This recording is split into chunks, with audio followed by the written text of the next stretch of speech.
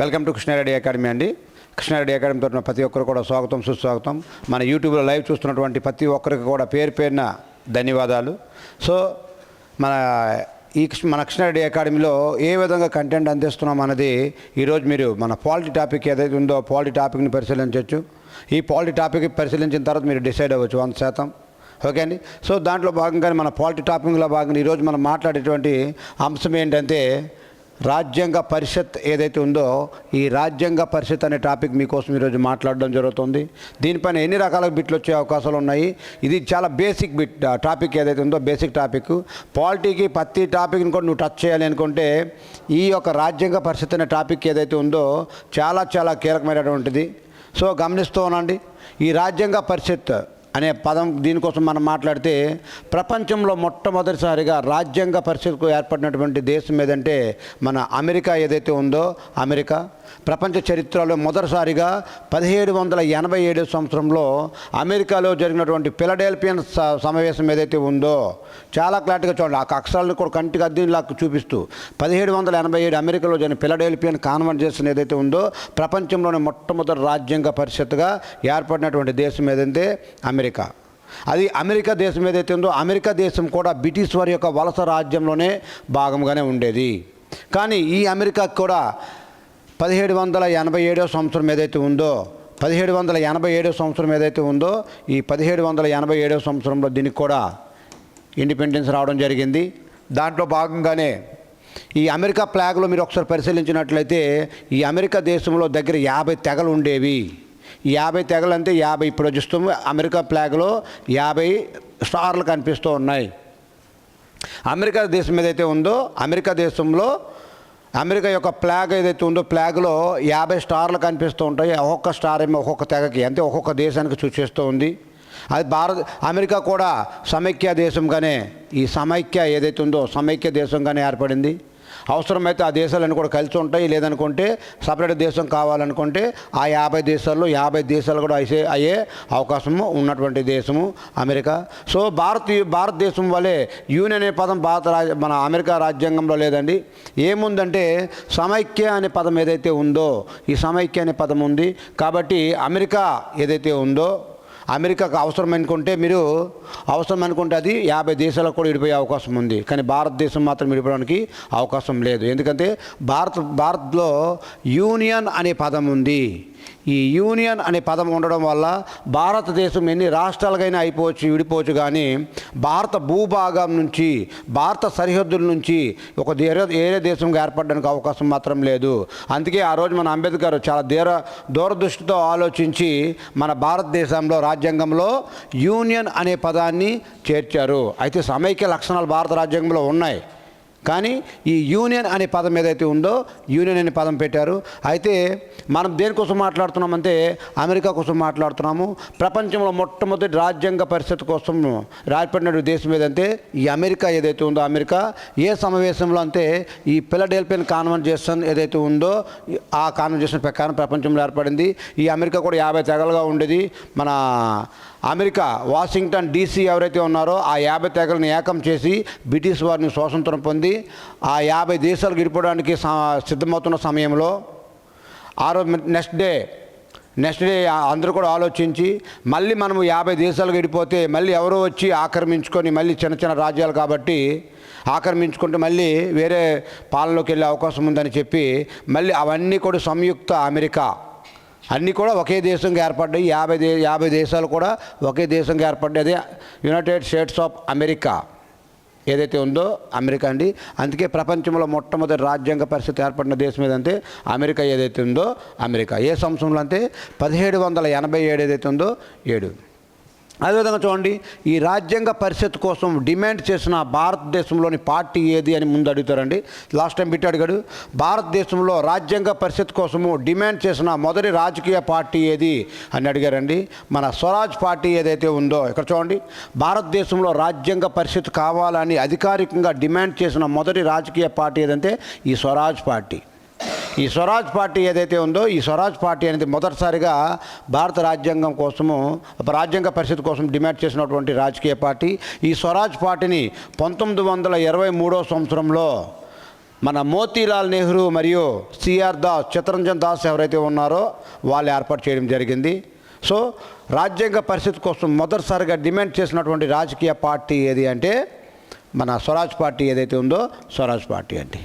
ఏ సంవత్సరంలో ఈ స్వరాజ్ పార్టీ ఏర్పడిందంటే 1923 సంవత్సరంలో ఏర్పడింది.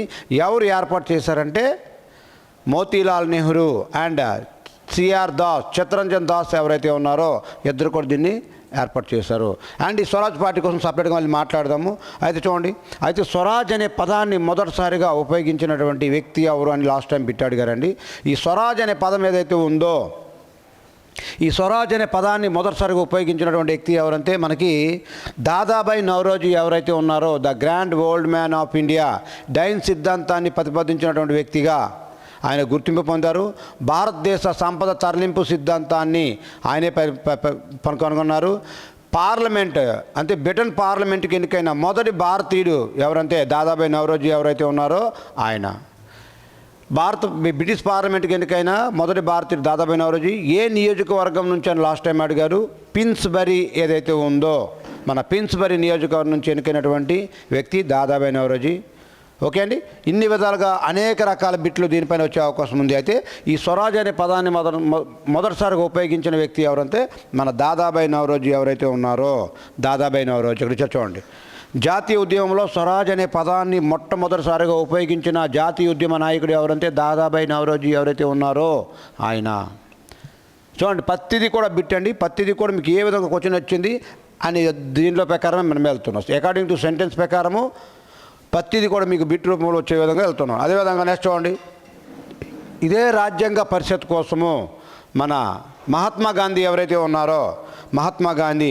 చూడండి, ఇక్కడ గాంధీజీ అభిప్రాయం ప్రకారము 1922 జనవరి 5వ తేదీన యంగ్ ఇండియా అనే పత్రికలో, ఈ యంగ్ ఇండియా అనే పత్రిక ఎవరిది? మహాత్మా గాంధీది. ఈ యంగ్ ఇండియా అనే పత్రికలో 1922లో గాంధీజీ మాట్లాడుతూ స్వరాజ్యం అనేది బ్రిటిష్ వారు ఇచ్చే కానుక కాదని, స్వరాజ్యం అనేది బ్రిటిష్ వారు ఇచ్చే కానుక కాదని, అది భారత ప్రజల యొక్క స్వయం వ్యక్తీకరణ అని ఆయన చెప్పినటువంటిది అన్నారు, ప్రకటన చేశారు. చూడండి, స్వరాజ్ అనేది బ్రిటిష్ వారు ఇచ్చే బహుమతి కాదని, అది భారత ప్రజల యొక్క ఆత్మ ప్రకటన అని పేర్కొన్నారు. భారత ప్రజల ఆంక్షలు కేవలము రాజ్యాంగ నిర్మాణ సభ ద్వారా మాత్రమే నెరవేరుతాయని ఆయన చాలా దృఢంగా నమ్మడం జరిగిందండి. ఓకే అండి, ఈ విధంగా మీకు రాజ్యాంగ పరిస్థితి కోసం కూడా చాలామంది వ్యక్తులు డిమాండ్ చేస్తున్నారు. ఇంకెంతమంది డిమాండ్ చేస్తారో ఒకసారి చూడండి. ఇక్కడ మన ఇంగ్లీష్ మీడియం స్టూడెంట్స్ ఎవరైతే ఉన్నారో ఇంగ్లీష్ మీడియం స్టూడెంట్స్ కూడా మీరు ఒకసారి ఈ యొక్క స్లైడ్స్ అన్నీ కూడా మీరు ఒకసారి పరిశీలించుకోవచ్చు. అదేవిధంగా మీకు పరిశీలించండి, శ్రీమతి అనీ బెసెంట్ ఎవరైతే ఉన్నారో శ్రీమతి అనీ బెసెంట్ గారు కూడా మన దేశం కోసం రాజ్యాంగ పరిస్థితి కోసం ప్రతిపాదన చేశారు. 1925వ సంవత్సరంలో బ్రిటిష్ పార్లమెంట్లో చాలా క్లారిటీగా చూడండి. ఇక్కడ 1925వ సంవత్సరంలో బ్రిటిష్ పార్లమెంట్ ఏదైతే ఉందో బ్రిటిష్ పార్లమెంట్లో కామన్వెల్త్ ఆఫ్ ఇండియా అనే బిల్లును ప్రవేశపెడుతూ, లాస్ట్ టైం బిట్ అడిగారండి, కామన్వెల్త్ ఆఫ్ ఇండియా అనే బిల్లును ఎవరు ప్రవేశపెట్టారని అడిగారండి. మన శ్రీమతి అనీ బెసెంట్ ఎవరైతే ఉన్నారో ఐర్లాండ్ దేశస్తురాలు. చూడండి, ఇక్కడ కామన్వెల్త్ ఆఫ్ ఇండియా అనే బిల్లును ప్రవేశపెట్టి అనీ బెసెంట్ ఐర్లాండ్ ప్రజల మాదిరిగానే భారతీయులకు కూడా శాశ్వత ప్రాతిపదికన హక్కులు కల్పించాలని ఆవిడ కోరినటువంటి వ్యక్తి. అంటే ఒక భారతదేశం కోసము ఒక విదేశీయురాలు కోరడం అనేది చాలా అరుదు. అలాంటి గౌరవం మనకు దక్కినందుకు ఆవిడని కూడా మనం ఎప్పుడు కూడా గుర్తుపెట్టుకునే ఉండాలి. ఆవిడే అనీ బెసెంట్ ఎవరైతే ఉన్నారో అనీ బెసెంట్. లాస్ట్ టైం బిట్ అడిగారు అనీ బెసెంట్ యొక్క దత్తక పుత్రుడు ఎవడని లాస్ట్ టైం బిట్ అడిగారు. మన జిడ్డు కృష్ణమూర్తి ఎవరైతే ఉన్నారో ఆవిడ. ఆయన ప్రతి అంశం కూడా ఇంకా లోనికి వెళ్ళే ప్రతి అంశం కూడా మీకు మాట్లాడతాం అక్కడ. అయితే మనం రాజ్యాంగ పరిషత్ యొక్క స్టార్టింగ్ దీంట్లో ఇంట్రడక్షన్ ఉన్నాం కాబట్టి మాట్లాడుతున్నాం. అనీ బెసెంట్ ఏమంటుందంటే కామన్వెల్త్ ఆఫ్ ఇండియా బిల్లో 1925లో ఏమంటున్నారంటే ఐర్లాండ్ ప్రజల మాదిరిగానే భారత ప్రజలకు కూడా శాశ్వత ప్రాతిపదికన హక్కులు కల్పించాలని డిమాండ్ చేసినటువంటి ఆవిడ. 1925లో కామన్వెల్త్ ఆఫ్ ఇండియా అనే బిల్లు చాలా చాలా ఇంపార్టెంట్. అదేవిధంగా చూడండి, మన లార్డ్ బెర్కస్ హెడ్ ఎవరైతే ఉన్నారో భారత రాజ్య కార్యదర్శి. అంటే భారతదేశంలో రాజ్య కార్యదర్శి ఎవరైతే ఉన్నారో బెర్కస్ హెడ్ అంటే భారతదేశంలో ఉన్న వ్యక్తి ఎవరిని ఏమంటారు, వైస్రాయ్ అంటారు. భారతదేశంలో ఉండే వ్యక్తి ఎవరైతే వైస్రాయ్ ఉంటారు. కానీ భారతదేశం యొక్క కార్యకలాపాలన్నీ కూడా నిర్వహించడానికి ఇంగ్లాండ్ దేశంలో ఉన్నటువంటి వ్యక్తి ఎవరైతే ఉన్నారో ఆయన్ని భారత రాజ్య కార్యదర్శి అంటారు. ఆ భారత రాజ్య కార్యదర్శి ఎవరంటే లార్డ్ బెర్కెస్ హెడ్ ఎవరైతే ఉన్నారో లార్డ్ బెర్కెస్ హెడ్ 1927లో సైమన్ కమిషన్ వ్యతిరేకిస్తున్నటువంటి భారతీయులను ఉద్దేశించి ఏమన్నారంటే, మీకు దమ్ము ధైర్యం ఉంటే మీకు అందరికి కూడా ఆమోదయోగమైనటువంటి రాజ్యాంగాన్ని మీరు రూపొందించగలరా అని సవాల్ ఇస్తే ఆ సవాల్ని సేకరించి మన భారతీయులు మోతీలాల్ నెహ్రూ అధ్యక్షతన చాలా క్లారిటీగా చూడండి ఇక్కడ వ్యతిరేకించినప్పుడు అప్పటి భారత రాజ్య కార్యదర్శి బెర్కెస్ హెడ్ భారతీయులను ఆమోదయోగమైనటువంటి రాజ్యాంగాన్ని మీరు రూపొందించగలరని సవాల్ విసిరారు. మన నెహ్రూ రిపోర్ట్ ఆ సవాల్ను సేకరించి ఒక కమిటీ చేశారు. ఆ కమిటీ మోతీలాల్ నెహ్రూ ఎవరైతే ఉన్నారో మన మోతీలాల్ నెహ్రూ, ఇది జవహర్లాల్ నెహ్రూ కాదండి, ఈయన మోతీలాల్ నెహ్రూ కమిటీ రిపోర్ట్, ఇది కమిటీ ఏర్పాటు చేశారు. ఈ సవాల్ను సేకరిస్తూ 1928 మే 19న బాంబేలోని ఎంఆర్ఏ అన్సరీ అధ్యక్షతన సర్వపక్ష సమావేశం జరిగింది. ఈ రాజ్యాంగ ముసాయిదా తయారీ కోసము మోతీలాల్ నెహ్రూ అధ్యక్షతన ఒక కమిటీ వేశారు. మోతీలాల్ నెహ్రూ అధ్యక్షతన చైర్మన్గా ఉంటూ ఆయన కింద ఒక 9 మంది సభ్యులు ఇచ్చారు. ఓకే అండి, ఆ రాజ్యాంగ పరిషత్ కోసమే, రాజ్యాంగాన్ని రాయడం కోసము. అదేవిధంగా చూడండి, మోతీలాల్ నెహ్రూ అధ్యక్ష ఉంటూ ఆ మోతీలాల్ నెహ్రూ కింద 9 మంది ఎవరైతే సభ్యులు ఉన్నారో వాళ్ళంటీలు ఎవరైతే లాలా లజపతి రాయ్ ఉన్నారు, తేజ్ బహదూర్ సంప్రూ ఉన్నారు, సుభాష్ చంద్ర బోస్ ఉన్నారు, ఎంఆర్ ఆనే ఉన్నారు, GR Pradhan and Shoaib Qureshi and Sardar Mangal Singh and Jayakar and sir Ali Imam ఎవరైతే ఉన్నారో ఈ 9 మందితో అండ్ మోతీలాల్ అధ్యక్షతన ఒక కమిటీ వేశారు. ఈ కమిటీ అనేది అతి కొద్ది కాలంలోనే రాజ్యాంగాన్ని రాసి వాళ్ళకి ఒక నివేదికని సమర్పించడం జరిగింది.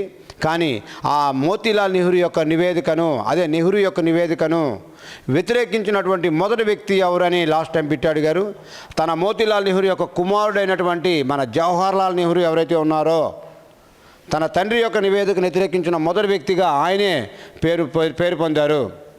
ఎందుకంటే ఆయన మోతీలాల్ నెహ్రూ ఇచ్చేటువంటి నివేదికలో, ఆ రాజ్యాంగ పరిషత్తుకు అవసరం నివేదికలో భారతీయులందరూ కూడా ఆమోదయోగంగా లేదు. ఎందుకంటే భారతదేశంలో అనేక మతాల వారు, అనేక కులాల వారు, అనేక జాతుల వారు, అనేక వర్గాల వారు ఉన్నారు. అన్ని వర్గాలకు కూడా ఇలాంటి రాజ్యాంగం చాలదు, ఇలాంటి నివేదిక, ఇలాంటి రాజ్యాంగం చాలదు అని వ్యతిరేకించిన మొదటి వ్యక్తి ఎవరంటే మన జవహర్లాల్ నెహ్రూ ఎవరైతే ఉన్నారో జవహర్లాల్ నెహ్రూ. అదేవిధంగా చూసుకోండి, మన ఇంగ్లీష్ మీడియం స్టూడెంట్స్ కూడా ఆ పేర్లతో సహా పెట్టడం జరిగింది. అదేవిధంగా చూడండి, ఈ నెహ్రూ నివేదిక 1928లో ఇచ్చింది. నెహ్రూ ఆగస్టు 10న ఆయన సమర్పించింది.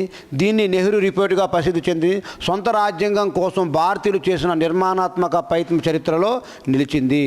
భారత రాజ్యాంగం నిర్మాణం కోసం భారతదేశంలో మొదటిసారిగా ఏర్పాటు చేసినటువంటి కమిటీ ఏదంటే మన నెహ్రూ కమిటీ ఏదైతే ఉందో నెహ్రూ కమిటీ. చాలా క్లారిటీగా చూడండి ఈ నివేదికలోని అంశాలు. ఇందులో భారతీయులకి హక్కులు మరియు అన్ని వర్గాల ప్రయోజనాలు మరియు ప్రభుత్వ పరిపాలన విధానాల గురించి వివరించారు. అయితే ఈ నెహ్రూ రిపోర్ట్ని వ్యతిరేకించిన మొదటి వ్యక్తి ఎవరంటే జవహర్లాల్ నెహ్రూ ఎవరైతే ఉన్నారో జవహర్లాల్ నెహ్రూ. అంటే నెహ్రూ రిపోర్ట్ని వ్యతిరేకించినటువంటి ముస్లిం లీగ్ పార్టీ నాయకుడు ఎవడంటే మహమ్మద్ అలీ జిన్నా ఎవరైతే ఉన్నాడో. మన మహమ్మద్ అలీ జిన్నా పాకిస్తాన్ యొక్క పితామహుడు అని పిలుస్తాము. పాకిస్తాన్ ఈరోజు ఏర్పడిందని దానికి కారణం ఎవరైతే మహమ్మద్ అలీ జిన్నా. ఈ మహమ్మద్ అలీ జిన్నా కూడా ఈ నెహ్రూ రిపోర్ట్ని వ్యతిరేకిస్తూ లాస్ట్ టైం బిట్టాడు, ఇది కూడా బిట్టే, 14 సూత్రాల తీర్మానాన్ని ప్రవేశపెట్టాడు. ఓకే అండి, మన నెహ్రూ రిపోర్ట్ని వ్యతిరేకిస్తూ మహమ్మద్ అలీ జిన్నా దేన్ని ఏర్పాటు చేశాడు? 14 సూత్రాల తీర్మానాన్ని ప్రవేశపెట్టాడు అని ఈ విధంగా నెహ్రూ రిపోర్ట్ కూడా ఏర్పాటు చేయడానికి కారణం. అయితే నెహ్రూ రిపోర్ట్ రావడానికి ప్రధాన కారకుడు ఎవరంటే మన భారత రాజ్య కార్యదర్శి అయినటువంటి బెర్కెస్ హెడ్ ఎవరైతే ఉన్నాడో ఆయన. అదేవిధంగా చూడండి సంపూర్ణ సంపూర్ణ స్వరాజ్ ఏదైతే ఉందో, మన సంపూర్ణ స్వరాజ్ అనేది 1929 డిసెంబర్లో నెహ్రూ అధ్యక్షతన జరిగినటువంటి లాహోర్ సమావేశంలో, కాంగ్రెస్ సమావేశంలో సంపూర్ణ స్వరాజ్య తీర్మానం మొదటిసారిగా తీసుకున్నారు. సంపూర్ణ స్వరాజ్యం భారతదేశం లక్ష్యమని తీసుకురావడం జరిగింది. అది ఏ సంవత్సరంలో సంపూర్ణ స్వరాజ్ ఏర్పడిందంటే 1929 డిసెంబర్ నెలలో జరిగింది. మన లాహోర్లోని రావి నది తీరాన జరగడం జరిగింది. లాహోర్లో నిర్వహించండి. ఈ త్రివర్ణ పతాకాన్ని కూడా మొదటిసారిగా త్రివర్ణ పతాకాన్ని 1929 డిసెంబర్ 31 అర్ధరాత్రి లాహోర్లోని రావి నది తీరాన ఎగరవేయడం జరిగింది. త్రివర్ణ పతాకాన్ని కూడా మన జవహర్లాల్ నెహ్రూ ఎవరైతే ఉన్నారో అనౌన్స్ చేయడం జరిగింది. ఇంకేమన్నాడంటే ప్రతి సంవత్సరం కూడా జనవరి 26వ తేదీన మనం స్వాతంత్ర దినంగా జరుపుకోవాలని తీర్మానించారు. సంపూర్ణ స్వరాజ్ అంటే ఏ రోజు అంటే 1929 డిసెంబర్ నెలలో తీర్మానం చేశారు.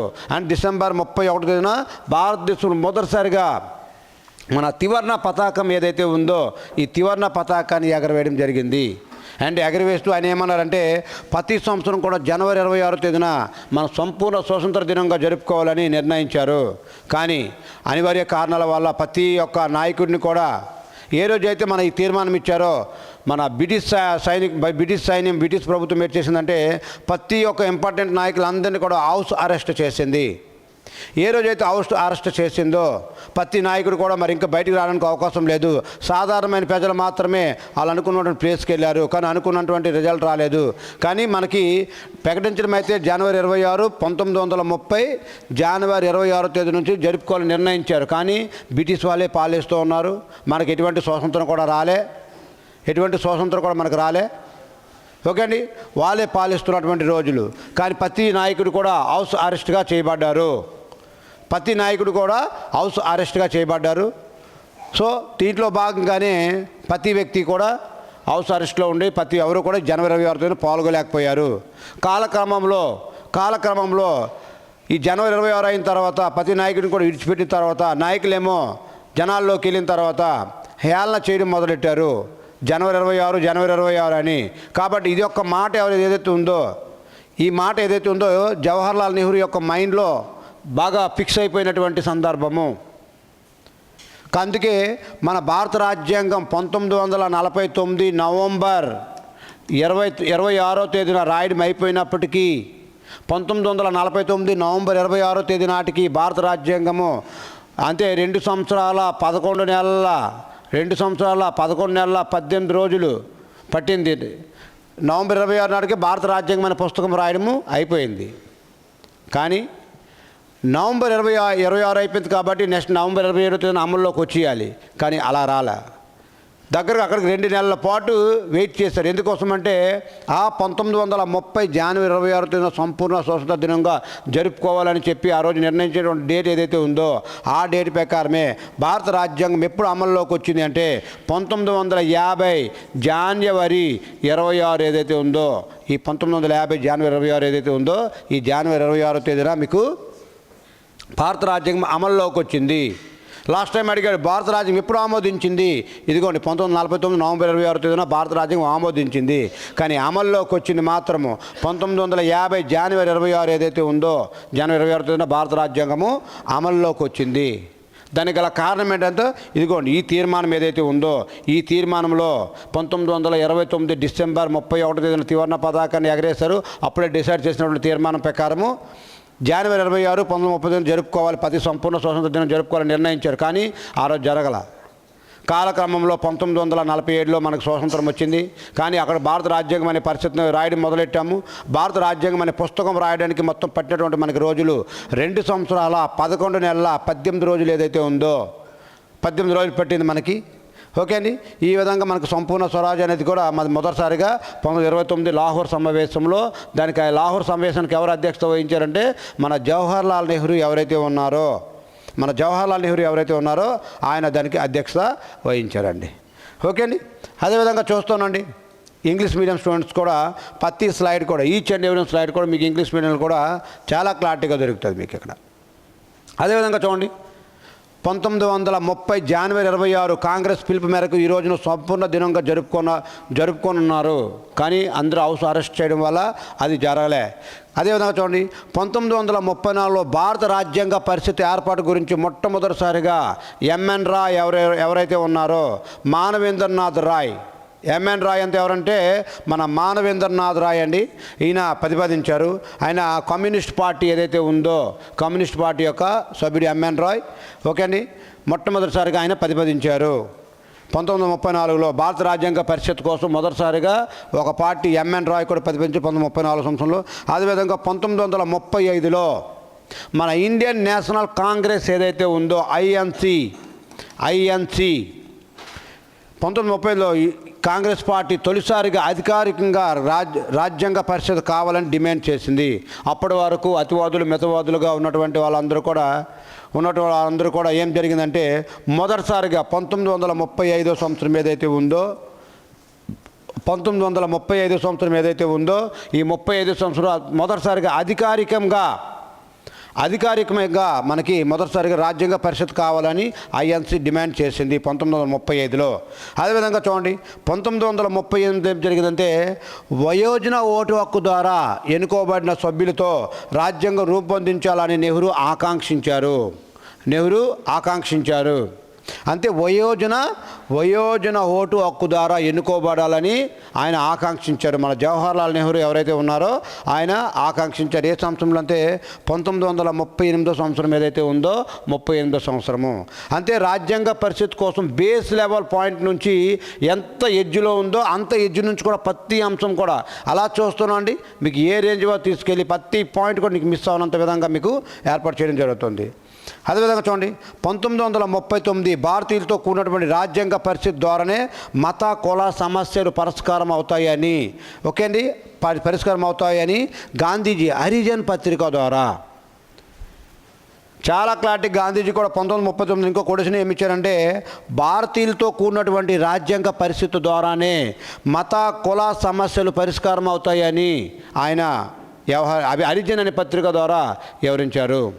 హరిజన్ అనే పత్రిక ఏ సంవత్సరం హరిజన్ అనే పత్రిక ద్వారా ఏమి ఇచ్చారంటే కుల మత అనే సమస్యలు అంతమవుతాయని చెప్పినటువంటి వ్యక్తి ఎవరంటే మన మహాత్మా గాంధీ ఎవరైతే ఉన్నారో మహాత్మా గాంధీ. ఈ మన మహాత్మా గాంధీ ప్రతి వ్యక్తి కోసం కూడా ఇల్లే కొద్ది మనం మాట్లాడతాము. ప్రతి వ్యక్తి కోసం, ఎందుకంటే లాస్ట్ టైం బిట్ అడిగాడు. మహాత్మా గాంధీ చివరగా మాట్లాడినటువంటి మాట ఏదంటే హే రామ్. తన చనిపోతూ చివరిగా మాట్లాడేటువంటి మాట ఏదంటే హే రామ్ అనే మాట ఏదైతే ఉందో అది లాస్ట్ టైం బిట్ అడిగారు. అండ్ మహాత్మా గాంధీ ఏ రోజున చచ్చిపోయారంటే 1948 జనవరి 30 ఏదైతే ఉందో 30 తేదీన చనిపోవడం జరిగింది. ఎక్కడంటే ఢిల్లీలోని బిర్లా హౌస్లో మరణించడం జరిగింది. ఆయనకి ఎవరు లాస్ట్ టైం బిట్ అడిగాడంటే మహాత్మా గాంధీని చంపినటువంటి వ్యక్తి ఎవరు అని అడగలేదండి. మహాత్మా గాంధీని చంపినటువంటి వ్యక్తి నాథురాం గాడ్సే. ఆ నాథురాం గాడ్సేతో పాటుగా ఎవరు ఉరిశిక్షకు గురయ్యారంటే ఆ నాథురాం గాడ్సే యొక్క భుజాలపైన ఉన్నటువంటి భుజాలపై ఎక్కించుకున్న వ్యక్తి నారాయణ ఆమ్టే. ఈ యొక్క సారాంశం కూడా వెళ్ళే కొద్ది మనము ముందు మాట్లాడతామండి. ఓకే అండి. అయితే మన రాజ్యాంగ పరిస్థితి యొక్క ఇంట్రడక్షన్లో ఉన్నాం కాబట్టి చూసుకొని ఇది ఇంగ్లీష్ మీడియం స్టూడెంట్స్ ఎవరైతే ఉన్నారో ఈ స్లైడ్స్ అండి. అదేవిధంగా చూడండి, 1940 రాజ్యాంగ పరిషత్ ఏర్పాటుకు ఆగస్టు ప్రతిపాదన ద్వారా బ్రిటిష్ వారు సూత్రప్రాయంగా అంగీకరించారు. మొదటిసారిగా భారతదేశంలోని రాజ్యాంగ పరిషత్ కోసము మొదటిసారిగా ఏర్పాటు చేసినటువంటి అధికారపూర్వక ప్రతిపాదించినది ఎవరంటే ఏ సంవత్సరం అంటే 1940 ఆగస్టు ప్రతిపాదన ద్వారా బ్రిటిష్ వారు సూత్రప్రాయంగా అంగీకరించారు. అదేవిధంగా 1942లో చాలా క్లారిటీగా చూడండి, 1942 కిప్స్ ప్రతిపాదనల ద్వారా రాజ్యాంగ పరిషత్ ఏర్పాటుపై బ్రిటిష్ ప్రభుత్వం మొట్టమొదటిసారిగా హామీ ఇచ్చింది. 1940 కిప్స్ ప్రతిపాదనల ద్వారా. అదేవిధంగా 1940 లాస్ట్ టైం బిట్ అడిగాడు, రాజ్యాంగ పరిషత్ ఏ కమిషన్ ద్వారా ఏర్పడింది? ఇదిగోండి, ఈ క్యాబినెట్ మిషన్ ప్లాన్ సిఫార్సుల మేరకు 1946 క్యాబినెట్ మిషన్ ప్లానింగ్ ప్రకారం భారతదేశంలో రాజ్యాంగ పరిషత్ ఏర్పడింది. అయితే అంతకుముందు అనేక ప్రతిపాదనలు జరిగాయి. చివరగా మనకి 1946 క్యాబినెట్ మిషన్ సిఫార్సుల మేరకు రాజ్యాంగ పరిషత్ రూపొందించుకుంది. అది లాస్ట్ టైం ఇది మనకు బిట్టుగా డైరెక్ట్గా అడిగాడు బిట్టు. అదేవిధంగా ఈ రాజ్యాంగ పరిషత్ కోసము మొదటిసారిగా ఎప్పుడు ఎన్నికలు జరిగాయి అంటే 1946 జూన్ జూలై నెలలు ఏవైతే ఉన్నాయో, మన జూన్ జూలై నెలలు ఏవైతే ఉన్నాయో ఈ జూన్ జూలై నెలలో జరిగింది. ఈ రాజ్యాంగ పరిషత్తుల ఎన్నికలు ఏ పద్ధతిలో జరిగాయి అని అడిగాడు. పరోక్ష పద్ధతి ఏదైతే ఉందో మన పరోక్ష పద్ధతిలో రాజ్యాంగ పరిషత్కి ఎన్నికలు జరిగాయి. చాలా చాలా క్లారిటీగా ప్రతి అంశం కూడా ఏ మంత్ అని అడిగాడండి. 1947 జూన్ జూలై మంత్ రెండు కూడా మీరు మెన్షన్ చేసి చెప్పాలి. రాజ్యాంగ పరిషత్ మొదటిసారిగా ఎన్నికలు అనేది మనకి 1946 జూన్ జూలై మంత్స్ ఏవైతే ఉన్నాయో మొదటిసారిగా జరిగాయి. ఏ పద్ధతిలో జరిగాయి అంటే మీకు పరోక్ష పద్ధతి ఏదైతే ఉందో, మన పరోక్ష పద్ధతి ఏదైతే ఉందో పరోక్ష పద్ధతిలో మీకు ఎన్నికలు జరగడం జరిగింది. అదేవిధంగా మీకు చూడండి ఈ విధంగా ఏర్పడినటువంటి రాబర్ట్ రిచర్డ్ పర్యటన, భారతదేశంలోకి రాబర్ట్ రిచర్డ్ ఎవరైతే ఉన్నారో ప్రొఫెసర్ ఆయన బ్రిటిష్ ప్రొఫెసర్ రాబర్ట్ రిచర్డ్ 1946 జనవరి 5 నుంచి ఫిబ్రవరి 8 వరకు భారతదేశంలో పర్యటించారు. ఆయన చివరికి ఇచ్చినటువంటి సారాంశం ఏంటంటే భారతీయులు స్వాతంత్రాన్ని కోరుకుంటున్నారు, వీళ్ళున్నంత త్వరగా వాళ్ళకి స్వాతంత్రాన్ని ఇచ్చి మన సైన్యాన్ని వెనక్కి పెళ్ళండి అని చాలా క్లారిటీగా బ్రిటిష్ ప్రభుత్వానికి ఒక నివేదిక ఇచ్చారు. ఆ నివేదిక ఏం చెప్తుందంటే భారతీయులు స్వాతంత్రాన్ని కోరుకుంటున్నారు, వీళ్ళనంత త్వరగా మీరు ఇవ్వకపోతే తర్వాత జరిగేటువంటి పరిణామాలు అలా ఎలా ఉండవు అని చెప్పినప్పటికీ అప్పుడు బ్రిటిష్ ప్రభుత్వం ఏదైతే ఉందో అప్పుడు బ్రిటిష్ ప్రభుత్వం మనకి ఈ ఎన్నికల విధానం మొదటిసారి క్యాబినెట్ మిషన్ యొక్క సూచనల ప్రకారం 1946 మార్చి 24న ఎన్నికల ప్రక్రియ అనేది ప్రారంభమైంది. ఆయన యొక్క నివేదిక ప్రకారం 1946 మార్చి 24వ తేదీన ఎన్నికలు ప్రారంభమైంది. ఇది పరోక్ష పద్ధతిలో, ప్రత్యక్ష పద్ధతిలో కాదండి, పరోక్ష పద్ధతిలో ఈ రాజ్యాంగ పరిషత్కు జరిగినటువంటి ఎన్నికలు ఏ పద్ధతిలో జరిగాయి. మన పరోక్ష పద్ధతి ఏదైతే ఉందో పరోక్ష పద్ధతిలో జరిగాయి. ప్రజలు ప్రాంతీయ శాసనసభ సభ్యులను ఎన్నుకోగా ఆ సభ్యులు రాజ్యాంగ పరిషత్ సభ్యులను ఎన్నుకున్నారు. మన ప్రాంతీయ సభ్యులు ఎవరైతే ఉన్నారో ఆ ప్రాంతీయ సభ్యులందరూ ఒక నాయకుడిని ఎన్నుకుంటే ఆ నాయకులందరూ కలిపి మన రాజ్యాంగ పరిషత్ యొక్క సభ్యుల్ని ఎన్నుకోవడము జరిగింది. చూడండి ఎంత క్లారిటీగా అడిగాడు. ప్రజలు ప్రాంతీయ సభ్యులను ఎన్నుకోగా ఆ సభ్యులు రాజ్యాంగ పరిషత్ యొక్క సభ్యులను ఎన్నుకున్నారు. సమయం చూడండి 1946 జూలై ఆగస్టు మధ్య ఎన్నికలు జరిగాయి. ఇది నైష్పతిక ప్రాతినిధ్య పద్ధతిలో ఏక ఓటు బదిలీ సూత్రాన్ని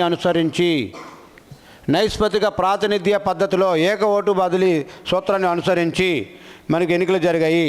అంటే ఈ రాజ్యాంగ పరిషత్ కోసము ప్రతి 10 లక్షల జనాభాకు ఒక ప్రతినిధిని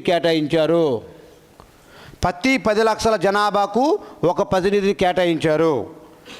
ముస్లింలు మరియు సిక్కులు మరియు అంటే జనరల్ కేటగిరీ వారికి జనాభా తామాసా పద్ధతిలో చాలా చాలా ఇంపార్టెంటు, చాలా క్లారిటీ చూడండి. జనాభా నిష్పత్తి ప్రకారము అదే పెన్సిల్ స్టేట్స్ స్వదేశీ సంస్థానాలు ఏవైతే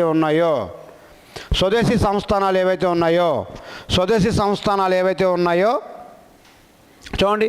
ఈ స్వదేశీ సంస్థానాలకు నామినేటెడ్ పద్ధతిలో నామినేటెడ్ పద్ధతి ఏవైతే ఉన్నాయో ఈ నామినేటెడ్ పద్ధతిలో మీకు ఎన్నికలు ఎన్నుకున్నారు. నామినేటెడ్ పద్ధతిలో ఈ పెన్సిల్ స్టేట్స్ స్వదేశీ సంస్థానాలకు నామినేటెడ్ పద్ధతిలో ఎన్నికలు జరిగాయి. ఓకే అండి. ఈ విధంగా మీకు ప్రతిది కూడా రాజ్యాంగ పరిషత్ కోసము చాలా క్లారిటీగా ప్రతి అంశం ఎలా జరుగుతుంది. రాజ్యాంగ పరిషత్తులో ఎంతమందికి ఒక నాయకుడు ఉండేవారు అంటే ప్రతి 10 లక్షల జనాభాకి ఒక నాయకుడు ఉండేవాళ్ళు, ప్రతి 10 లక్షల జనాభాకు ఒక ప్రతినిధి కేటాయించారు అని చాలా క్లారిటీగా మీరు నేర్చుకోవాల్సింది. ఓకే అండి. అదేవిధంగా చూడండి రాజ్యాంగ పరిస్థితుల్లో ప్రాతినిధ్యం వహించిన ప్రముఖమైన మహిళలు కూడా చాలా ఇంపార్టెంటు.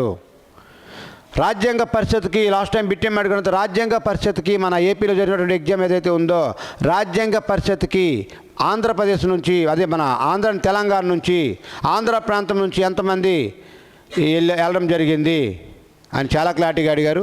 దాంట్లో భాగంగా ఒకసారి చూడండి.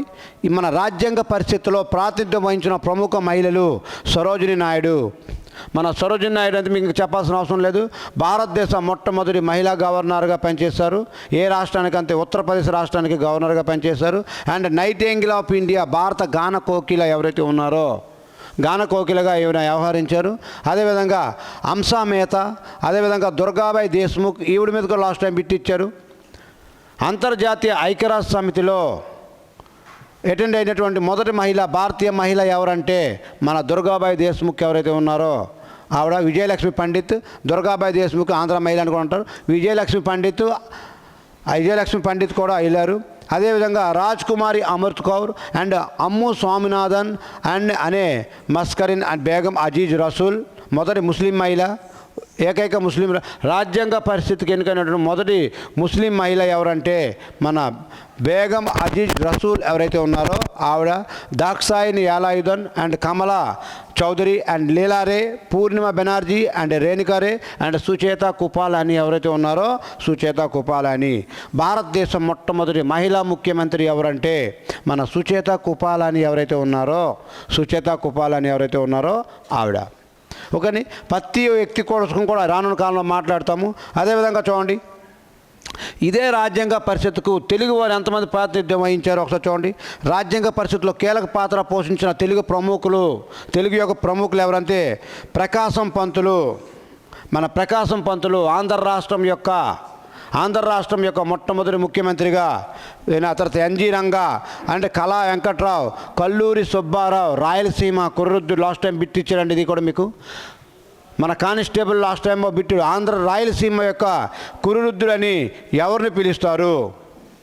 కల్లూరి సుబ్బారావు ఎవరైతే ఉన్నారో మన కల్లూరి సుబ్బారావుని మీకు రాయలసీమ యొక్క కుర్రుద్దులుగా పిలుస్తారు. భారతదేశం యొక్క కుర్రుద్దులు ఎవరంటే దాదాబాయి నౌరోజీ. అదేవిధంగా మీరు కామెంట్ చేయండి మన యూట్యూబ్ ఛానల్లో, దక్షిణ భారతదేశం యొక్క కుర్రుద్దులని ఎవరిని అంటారు కామెంట్ చేయండి. అదేవిధంగా నీలం సంజీవ్ రెడ్డి, పట్టాభి సీతారామయ్య. ఆంధ్రప్రదేశ్ యొక్క మొట్టమొదటి ముఖ్యమంత్రి ఎవరంటే నీలం సంజీవ్ రెడ్డి. అదేవిధంగా పట్టాభి సీతారామయ్య ఈరోజు మనకి ఆంధ్ర బ్యాంక్ ఏదైతే ఉందో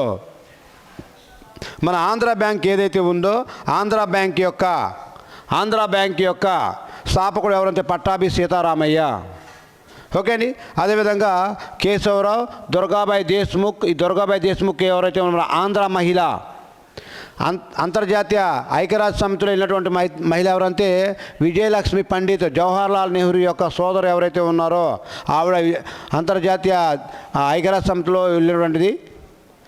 మన దుర్గాబాయి దేశ్ముఖ్ అంటే ఆంధ్ర మహిళ ఎవరైతే ఉన్నారో దుర్గాబాయి దేశ్ముఖ్. అండ్ మోటూరి సత్యనారాయణ అండ్ బొబ్బిలి రాజ రామకృష్ణ రంగారావు, ఎం తిరుమలరావు మొదలగు వారు కూడా మన ఆంధ్రప్రదేశ్ నుంచి. మీకు రేపు పొద్దున రాజ్యాంగ పరిస్థితికి కింది వాటిలో ఆంధ్రప్రదేశ్ నుంచి ఎవరు వెళ్ళలేదు అని బిట్ అడిగితే మీకు ఈ కంటెంట్ మొత్తం తెలిస్తే కానీ నువ్వు బిట్లు పెట్టలేనటువంటి పరిస్థితి.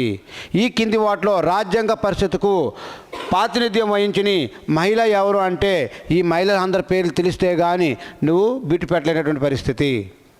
కాబట్టి ఆ బిట్ విధానం, వాడు అడిగే విధానం ఏ విధంగా ఉంటుందో దాన్ని బట్టి నువ్వు రెడీ అవ్వాలి. అదే నేను చెప్తున్నాను కదండి, రాజ్యాంగ పరిషత్తుకి ప్రాతినిధ్యం వహించిన కింది వాటిలో మహిళ ఎవరు, లేకపోతే రాజ్యాంగ పరిషత్కి ప్రాతినిధ్యం వహించిన కింది వారిలో మహిళ ఎవరు అని అడగవచ్చు. అదేవిధంగా రాజ్యాంగ పరిషత్కి ప్రాతినిధ్యం వహించిన తెలుగువారు ఎవరు, కానివారు ఎవరు అని బిట్టి అడిగే అవకాశం ఉంది. కాబట్టి ఇన్ని రకాలకు కూడా నువ్వు రెడీ అవ్వాలి. ఇదో చూడండి, వారి యొక్క ఫొటోస్ కూడా ఒకసారి చెక్ చేసుకోండి. ఇదిగోండి, శ్రీమతి సరోజినీ నాయుడు గారు, హంసా మెహతా గారు, దుర్గాబాయి దేశ్ముఖ్, విజయలక్ష్మి పండిత్, ఓకే అండి, అమ్ము స్వామినాథన్, బేగం అజీజ్ రసూల్ మొదటి ముస్లిం మహిళ. సో ఈ విధంగా మీకు ప్రతి వ్యక్తి కూడా ఇదిగోండి తెలుగువారు కూడా ప్రతి వ్యక్తి యొక్క ఫోటోలు కూడా మీరు వీడియో ఒకసారి ఆపి మీరు చూసుకోవచ్చు. అదేవిధంగా చూడండి, ఇంగ్లీష్ మీడియం స్టూడెంట్స్ ఎవరైతే ఉన్నారో ఇంగ్లీష్ మీడియం స్టూడెంట్స్ చాలా క్లారిటీగా ప్రతి అంశాన్ని కూడా మీరు నేర్చుకునే విధంగా నేర్పుతున్నాం. అదేవిధంగా చూడండి, రాజ్యాంగ దేశ విభజన కంటే ముందు రాజ్యాంగ పరిషత్ అయితే ఎన్నికలు జరిగాయి. రాజ్యాంగ పరిషత్ యొక్క ఎన్నికలు జరిగాయి. ఓకే అండి, ఎన్నికలు అయితే జరిగాయి. మొత్తం ఎంతమంది సభ్యులు ఎన్నికయ్యారు అంటే 389 మంది ఎన్నికలయ్యారు. రాజ్యాంగ పరిషత్కి మొత్తం ఎంతమంది ఎన్నికయ్యారు? 389 మంది ఎవరైతే ఉన్నారో 389 మంది ఎన్నికయ్యారు. దానిలో భాగంగానే బ్రిటిష్ పాలన ఉన్నటువంటి రాష్ట్రాలు మొత్తం 11 ఉన్నాయి. బ్రిటిష్ పాలిత రాష్ట్రాలు ఎన్ని ఉన్నాయంటే మొత్తం 11 ఉన్నాయి. బ్రిటిష్ పాలిత రాష్ట్రాల నుంచి ఎంతమంది అయ్యారు? 292 మంది. ఇది ఎప్పుడు దేశ విభజన కాకముందు, అంటే భారత్ మరియు పాకిస్తాన్గా ఇడిపోకముందు, అఖండ భారతదేశంలో ఉన్నటువంటి పరిస్థితిలో. ఓకే అండి, భారత్ అండ్ పాకిస్తాన్ ఇడిపోక ముందు ఉన్నటువంటి పరిస్థితి. మొత్తం 11 బ్రిటిష్ రాష్ట్రాలు ఉన్నాయి. దాంట్లో 292 మంది రాష్ట్రాల నుంచి అండ్ బ్రిటిష్ కేంద్రపాలిత ప్రాంతాల నుంచి 4. అదేవిధంగా స్వదేశీ సంస్థానాలు. భారతదేశం మొత్తం కూడా బ్రిటిష్ వారి ఆధీనంలో ఉన్నప్పటికీ కూడా మన భారతదేశంలోనే చాలా స్వదేశీ సంస్థానాలు ఉన్నాయి. దగ్గర 93 స్వదేశీ సంస్థానాలు ఉన్నాయి. ఈ స్వదేశీ సంస్థానాల నుంచి ఎంతమంది అయ్యారు? స్వదేశీ సంస్థానాల నుంచి ఏ విధంగా నామినేట్ పద్ధతిలో ఎన్నికయ్యారు? ఎంతమంది అంటే 93 మంది అయ్యారు. టోటల్గా దేశ విభజన కంటే ముందు రాజ్యాంగ పరిషత్లో మొత్తం సభ్యుల సంఖ్య ఎంత అని అడిగితే 389 మంది ఏదైతే ఉన్నారో 389 మంది అని నేర్చుకోవాలి. అదేవిధంగా 4 కేంద్రపాలిత ప్రాంతాలు అన్నారు కదా, ఆ 4 బ్రిటిష్ కేంద్రపాలిత ప్రాంతాలు ఢిల్లీ, అజ్మీర్ అండ్ మేవార్ అండ్ కుర్గు ఏవైతే ఉన్నాయో ఈ ప్రాంతాలు కేంద్రపాలిత ప్రాంతాలుగా ఉన్నారు. రేపు మీకు కింది వాటిలో రాజ్యాంగ పరిషత్కి ఎన్నిక కానిటువంటి కేంద్రపాలిత ప్రాంతం ఏది అని అడిగితే నీ 4 నీకు వస్తే కానీ నువ్వు రేపు ఏమి చేయలేనటువంటి పరిస్థితి. సో ఈ రేంజ్లో కూడా మీకు బిట్ అడుగుతాడు. రాజ్యాంగ పరిషత్ కోసము బ్రిటిష్ పాలిత రాష్ట్రాలను ఎన్ని రాష్ట్రాలు ఉన్నాయి? 11 రాష్ట్రాలు ఉన్నాయి. ఎంతమంది ఎన్నికయ్యారు? 292 మంది అయ్యారు. స్వదేశీ సంస్థానాల నుంచి ఎంతమంది రాజ్యాంగ పరిషత్కి ఎన్నికయ్యారు? 93 మంది. ఏ పద్ధతిలో? నామినేటెడ్ పద్ధతిలో. మన బ్రిటిష్ పాలిత రాష్ట్రం ఏ పద్ధతిలో? పరోక్ష నైష్పత్తిక ప్రాతినిధ్య పద్ధతిలో రాజ్యాంగ పరిషత్కి ఎన్నికయ్యారు. ప్రతి 10 లక్షల జనాభాకి ఒక వ్యక్తి ఎన్నికవడం జరిగింది. సో ఈ విధంగా మీకు ప్రతి అంశం కూడా మీకు అడిగే అవకాశం ఉంది. దేశీయ విభజన తర్వాత రాజకీయ పార్టీల వారిగా ఎన్నికల ఫలితాలు ఏ విధంగా ఉన్నాయంటే ఈ విధంగా ఉన్నాయి, చూసుకోండి ఇక్కడ. అదేవిధంగా చూడండి, దేశీయ విభజన తర్వాత 389 ఉన్నది ఇండియా పాకిస్తాన్గా విడిపోయింది. అప్పుడు భారతదేశంకి ఎన్ని వచ్చాయి? 299 మంది. రాజ్యాంగ పరిషత్కి 299 మంది వచ్చారు. మిగతా 90 మంది ఏమో పాకిస్తాన్కి వెళ్ళారు. ఆ 389లో 299 పోతే 90 స్థానాలు ఏవైతే ఉన్నాయో ఈ 90 స్థానాలు పాకిస్తాన్కి రాజ్యాంగ పరిషత్కి వెళ్ళారు. అంటే భారత రాజ్యాంగ పరిస్థితిలో పాకిస్తాన్ ఇండియా విడిపోయిన తర్వాత ఎంతమంది ఉన్నారు? 299 మంది ఉన్నారు. 299లో 229 మంది బ్రిటిష్ పాలిత రాష్ట్రాల నుంచి ఉన్నారు. 299లో 229 మంది బ్రిటిష్ పాలిత రాష్ట్రాల నుంచి ఉన్నారు. 70 మంది మాత్రం స్వదేశీ సంస్థానాల నుంచి ఉన్నారు. దేశ విభజన కంటే ముందు ఏ విధంగా ఉంది, దేశ విభజన తర్వాత ఏ విధంగా ఉన్నది అనేది చాలా చాలా చాలా ఇంపార్టెంట్ అయినటువంటి అంశము. సో గమనిస్తూ ఉండండి. ఈ విధంగా ప్రతిదీ కూడా మీకు పాయింట్ టు పాయింట్ ఎక్స్ప్లెయిన్ చేయడం జరుగుతుంది. అదేవిధంగా చూడండి, బ్రిటిష్ రాష్ట్రాల్లో యునైటెడ్ ప్రావిన్సెస్ ఏదైతే ఉందో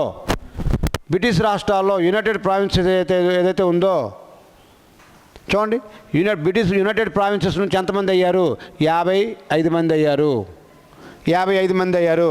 అత్యధిక సభ్యులను అందించగా బ్రిటిష్ యునైటెడ్ ప్రావిన్స్ నుంటే ప్రజెంట్ యూపీ ఏదైతే ఉందో, మన ఉత్తరప్రదేశ్ ఏదైతే ఉందో ఈ ఉత్తరప్రదేశ్ని యునైటెడ్ ప్రావిన్సెస్గా పేర్కొంటారు. అదేవిధంగా చూడండి, అత్యధిక స్థానాలు సభ్యులుగా ఉండగా అంటే 2వ స్థానంలో మన మద్రాస్ ఏదైతే ఉందో 40 మంది సభ్యులతో 2వ స్థానంలో నిలిచింది. ఒకసారి మీరు పరిశీలించుకున్నట్లయితే మన కేంద్రపాలిత అతి తక్కువ ప్రాతినిధ్యం ఆల్వార్ అండ్ భోపాల్ ఏవైతే ఉన్నాయో ఆల్వార్ అండ్ భోపాల్ అండి అండ్ కూచ్ బెహార్ సంస్థానాలు కూడా దీనికి కేవలంగా ఉన్నాయి. ఓకే అండి. అదేవిధంగా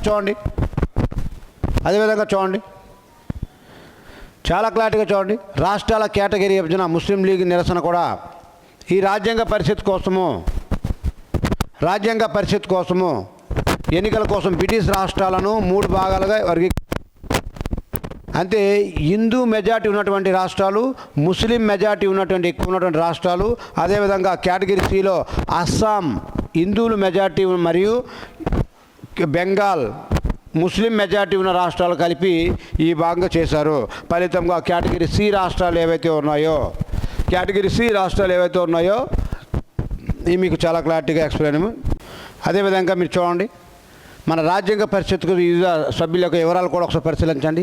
ఈ రాజ్యాంగ పరిషత్ వివిధ ప్రాంతాల నుంచి ప్రాతినిధ్యం వహించిన వారు, ఫర్ ఎగ్జాంపుల్కి ఎక్కువ ఏ ప్రాంతం నుంచి రాజ్యాంగ పరిషత్కి ఎక్కువ మంది ఏ ప్రాంతం నుంచి ప్రాతినిధ్యం వహించారంటే యునైటెడ్ ప్రావిన్సెస్ ఏదైతే ఉందో, ప్రస్తుతం యునైటెడ్ ప్రావిన్సెస్ ప్రస్తుతం యూపీ రాష్ట్రం ఏదైతే ఉందో, యూపీ రాష్ట్రంలో నుంచి 55 మంది వెళ్ళడం జరిగింది రాజ్యాంగ పరిషత్కి. అదేవిధంగా మన సెకండ్ ప్లేస్లో ఉన్నటువంటిది ఏదంటే మద్రాస్ ప్రావిన్సెస్ ఏదైతే ఉందో 49 మంది ఉన్నారు. అదేవిధంగా బీహార్ ప్రావిన్సెస్ నుంచి ఎంతమంది 36 మంది ఉన్నారు. ఎలా చూసుకుని పోతే మీకు బాంబే ప్రెసిడెన్సీ నుంచి 51 మంది, బెంగాల్ ప్రావిన్స్ నుంచి 19 మంది, ఓకే, మధ్య ప్రావిన్స్ మరియు బేరార్ ఏదైతే ఉందో 17 మంది ఉన్నారు. ఎలా చెప్పుకుంటూ పోతే మీకు రాష్ట్రాల నుంచి, అంటే బ్రిటిష్ పాలిత రాష్ట్రాల నుంచి ఈ విధంగా ఉన్నారు. లాస్ట్ టైం ఏం పెట్టాడంటే రాజ్యాంగ పరిస్థితి కోసము ఏ ప్రాంతం నుంచి ఎక్కువ మంది వెళ్ళారు, మన యునైటెడ్ ప్రావిన్సెస్ ఏదైతే ఉందో ఎంతమంది అంటే 55 మంది. అండ్ రెండో స్థానంలో అడిగితే 49 మంది మద్రాసు. ఒకవేళ మీ కర్మకాలపై మూడో స్థానం అడిగితే మన బీహార్ ప్రావిన్స్ ఏదైతే ఉందో బీహార్ ప్రావిన్స్ నుంచి అని మీరు రెడీ చేసుకోవాలి. అదేవిధంగా చూడండి మన కేంద్రపాలిత మన స్వదేశీ సంస్థానాలు, రాజ్యాంగ పరిషత్కి ఎంపికైనటువంటి స్వదేశీ సంస్థానాలు ఎంతమంది 70 మంది. ఏ పద్ధతిలో ఎన్నికయ్యారు, నామినేటెడ్ పద్ధతి ఏదైతే ఉందో నామినేటెడ్ పద్ధతిలో ఎన్నికయ్యారు. ఓకే అండి. ఈ విధంగా నామినేట్ చేయబడిన సభ్యుల సంఖ్య మైసూర్ అనే ప్రాంతం నుంచి ఎంతమంది అయ్యారు, 7 అయ్యారు. రెండో స్థానంలో ట్రావెన్కోర్ ఏదైతే ఉందో 6 మంది సభ్యులు అయ్యారు. అదేవిధంగా గ్వాలియర్ ఏదైతే ఉందో 4 సభ్యులు అయ్యారు. ఈ విధంగా ప్రతిదీ కూడా మీకు 70 సంస్థానాలు ఏవైతే ఉన్నాయో ఈ 70 సంస్థానాల నుంచి కూడా మీకు ఎంపిక రావడం జరిగింది. మీకు బిట్టేది రాజ్యాంగ పరిస్థితి మొత్తం స్వదేశీ సంస్థానాలు ఎంతమంది 70 మంది. ఇది ఎప్పుడు భారత్ పాకిస్తాన్ విడిపోయిన తర్వాత. అదేవిధంగా చూడండి ప్రతిదీ కూడా చాలా క్లారిటీగా ప్రతి అంశం కూడా మీకు ముందుకు వెళ్తుంది. ఇవన్నీ కూడా వాడి యొక్క స్వదేశీ సంస్థానాలే. నెక్స్ట్ చూడండి రాజ్యాంగ పరిషత్లోని మొత్తం 296 స్థానాల్లో వివిధ సామాజిక వర్గాల వారు ఈ విధంగా ఉన్నారు. హిందువుల నుంచి ఎంతమంది ఉన్నారు, 163 మంది ఉన్నారు. ముస్లిం నుంచి ఎంతమంది ఉన్నారు, 80 మంది ఉన్నారు. అండ్ షెడ్యూల్ కులాల నుంచి 31 మంది. ఇలా చూసుకుంటూ పోతే క్రైస్తవుల నుంచి, వెనుకబడిన తరగతుల నుంచి, సిక్కుల నుంచి, ఆంగ్లో ఇండియన్ల నుంచి అండ్ పార్సీల నుంచి ఈ విధంగా మీకు ప్రతి అంశం కూడా మీకు చాలా క్లారిటీగా వివరించుకుంటూ వెళ్ళడం జరుగుతుంది.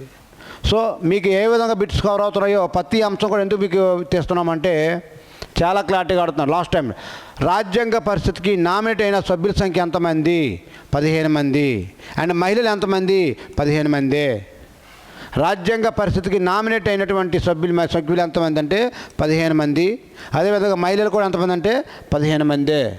చూడండి ఇక్కడ రాజ్యాంగ పరిషత్కు నామినేట్ చేయబడిన మహిళల సంఖ్య అంతా 15 మంది. వీరిలో ప్రముఖులు సరోజిని నాయుడు, దుర్గాబాయి దేశ్ముఖ్ అండ్ అంశా మెహతా తదితరులు కూడా ఉన్నారు. అందులో ఇంకా కొద్ది దెప్తుకెళ్ళి బిట్ అడిగితే కమ్యూనిస్ట్ పార్టీ ఆఫ్ ఇండియా తరపున రాజ్యాంగ పరిషత్తులు ఎవరు నాయకత్వం వహించారు, సోమనాథ్ లహరి ఎవరైతే ఉన్నారో సోమనాథ్ లహరి. చాలా ఇంపార్టెంట్ అండి. లాస్ట్ టైం కూడా బిట్టిచ్చాడు.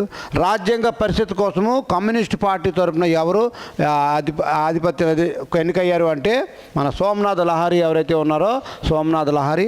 అదేవిధంగా భారత రాజ్యాంగ పరిషత్ అనేది కేవలం ఒక సభ మాత్రమే కాదని, భారత ప్రజలు తమ స్వేచ్ఛను ఆకాంక్షలను వ్యక్తపరచుకోవడానికి ఏర్పడినటువంటి ఒక వేదిక అని మన జవహర్లాల్ నెహ్రూ ఎవరైతే ఉన్నారో ఆయన చెప్పారు. ఓకే అండి. అదేవిధంగా చూస్తూ ఉన్నాండి ఇంగ్లీష్ మీడియం స్టూడెంట్స్ కూడా ప్రతి స్లైడ్ కూడా మీకు చాలా క్లారిటీగా ఎక్స్ప్లెయిన్ చేయడం జరుగుతుంది. అండ్ చూడండి దిశాత్మక సూచన ఏదైతే ఉందో దీన్ని కూడా పేర్కొంటారు. ఇది రాజ్యాంగ పరిషత్తులో కీలకమైన పాత్ర పోషించినటువంటి వ్యక్తులు ఎవరంటే గ్యాంగ్ ఆఫ్ ఫోర్ వాళ్ళనే అంటారు.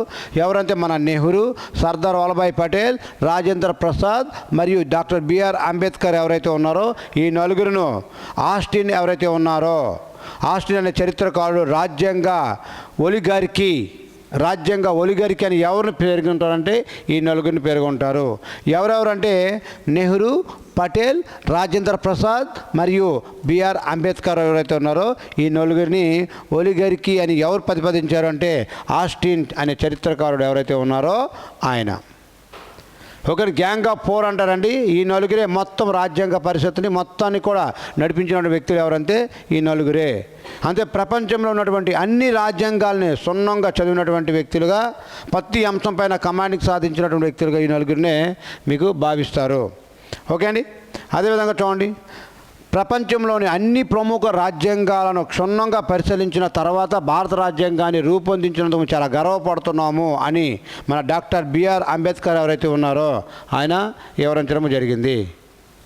మన డాక్టర్ బిఆర్ అంబేద్కర్ ఎవరైతే ఉన్నారో ఆయన మనకు చెప్పడం, ప్రపంచంలో ఉన్నటువంటి ప్రతి రాజ్యాంగాన్ని కొలగొట్టి అక్కడ ఉన్నటువంటి మంచి అంశాలు ఏవైతే ఉన్నాయో ప్రతి మంచి అంశాన్ని తీసుకొచ్చి మన భారత రాజ్యాంగంలో పెట్టి మనకి అనుకూలంగా ఉన్నటువంటి అంశాలన్నీ కూడా తీసుకొచ్చి పెట్టినందుకు మేము చాలా గర్వపడుతున్నాము అని చాలా క్లారిటీగా ఆయన చెప్పడం జరిగింది. చూడండి, మన గ్యాంగ్ ఆఫ్ 4 అంతే వీళ్ళేనండి. చూడండి ఒకసారి, మన గ్యాంగ్ ఆఫ్ 4 ఎవరంటే ఈ 4 మెంబర్సే. ఒకసారి మీరు వీడియో కూడా ఆపి ఫొటోస్ కూడా చాలా జాగ్రత్త చూసుకోవచ్చు. అండ్ ఇంగ్లీష్ మీడియం స్టూడెంట్స్ ఎవరైతే ఉన్నారో వాళ్ళు కూడా చాలా క్లారిటీగా మీరు చెక్ చేసుకోవచ్చు. ఇప్పుడు మన మెయిన్ టాపిక్ ఏదైతే ఉందో, ఇప్పటి వరకు ఈ రాజ్యాంగ పరిస్థితి అనేది ఏ పద్ధతిలో ఎన్నికలు జరిగాయి అంటే పరోక్ష నైష్పత్తి ప్రాతినిధ్య ఏక ఓటు బదిలీ సూత్రాన్ని అనుసరించి ఎన్నికలు జరిగాయి. ప్రతి 10 లక్షల మందికి ఒక నాయకత్వం వహిస్తే ఆ వ్యక్తి కలిపి మనకు రాజ్యాంగ పరిస్థితి కావాల్సినటువంటి దేశ విభజన కంటే ముందు 389 మంది ఉన్నారు.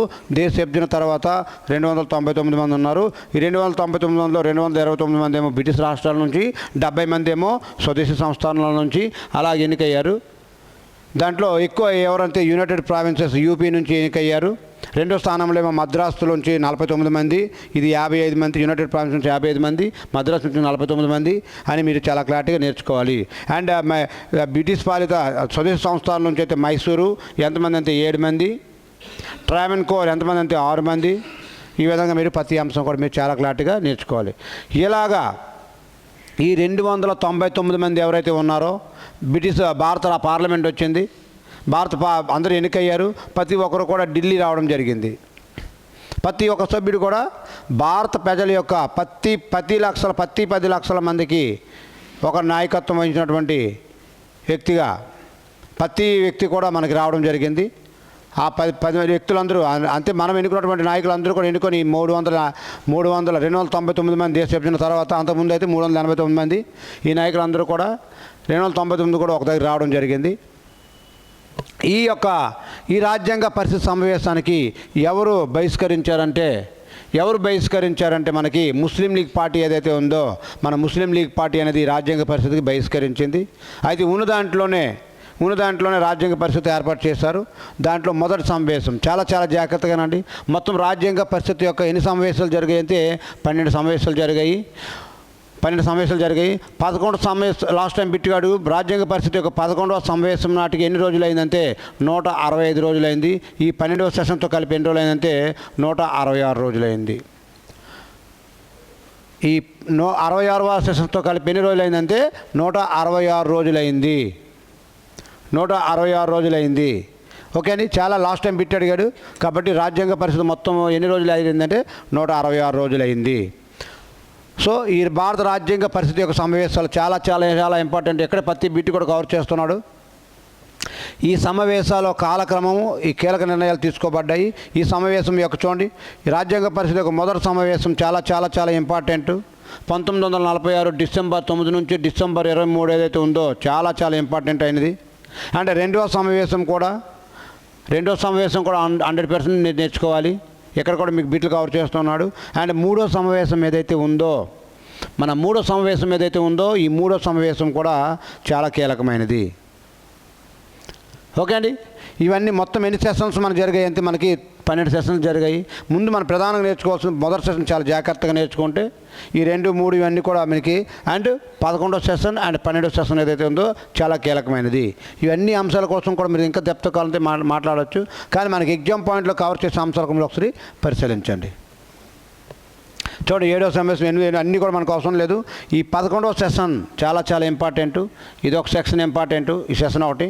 అదేవిధంగా 12వ సెషన్ ఏదైతే ఉందో ఈ 12వ సెషన్ కోసం కూడా చాలా క్లారిటీగా మనము మాట్లాడతాం. ఎందుకంటే చూడండి, ఒకసారి పరిశీలించండి. ముఖ్యమైన సమావేశం చూడండి, రాజ్యాంగాన్ని రూపొందించినది ఒకసారి వెనక్కి వెళ్ళి మనం మాట్లాడితే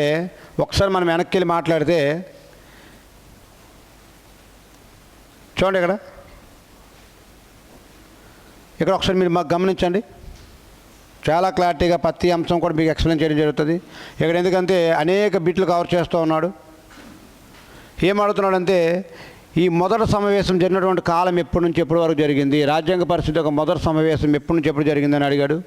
1946 డిసెంబర్ 9వ తేదీ ఏదైతే ఉందో 9వ తేదీన ఈ మొదటి సమావేశంలో ఈ మొదటి సమావేశంలో ఫస్ట్ సెషన్ ఏదైతే ఉందో ఫస్ట్ సెషన్ ఇక్కడికి భారతదేశంలో ఉన్నటువంటి ప్రతి వ్యక్తి కూడా ఎన్నికైన ప్రతి వ్యక్తి కూడా మన ఢిల్లీ రావడం జరిగింది. ఆ సెంట్రల్ హాల్కి వచ్చిన తర్వాత ఒకరు చూసుకుంటున్నటువంటి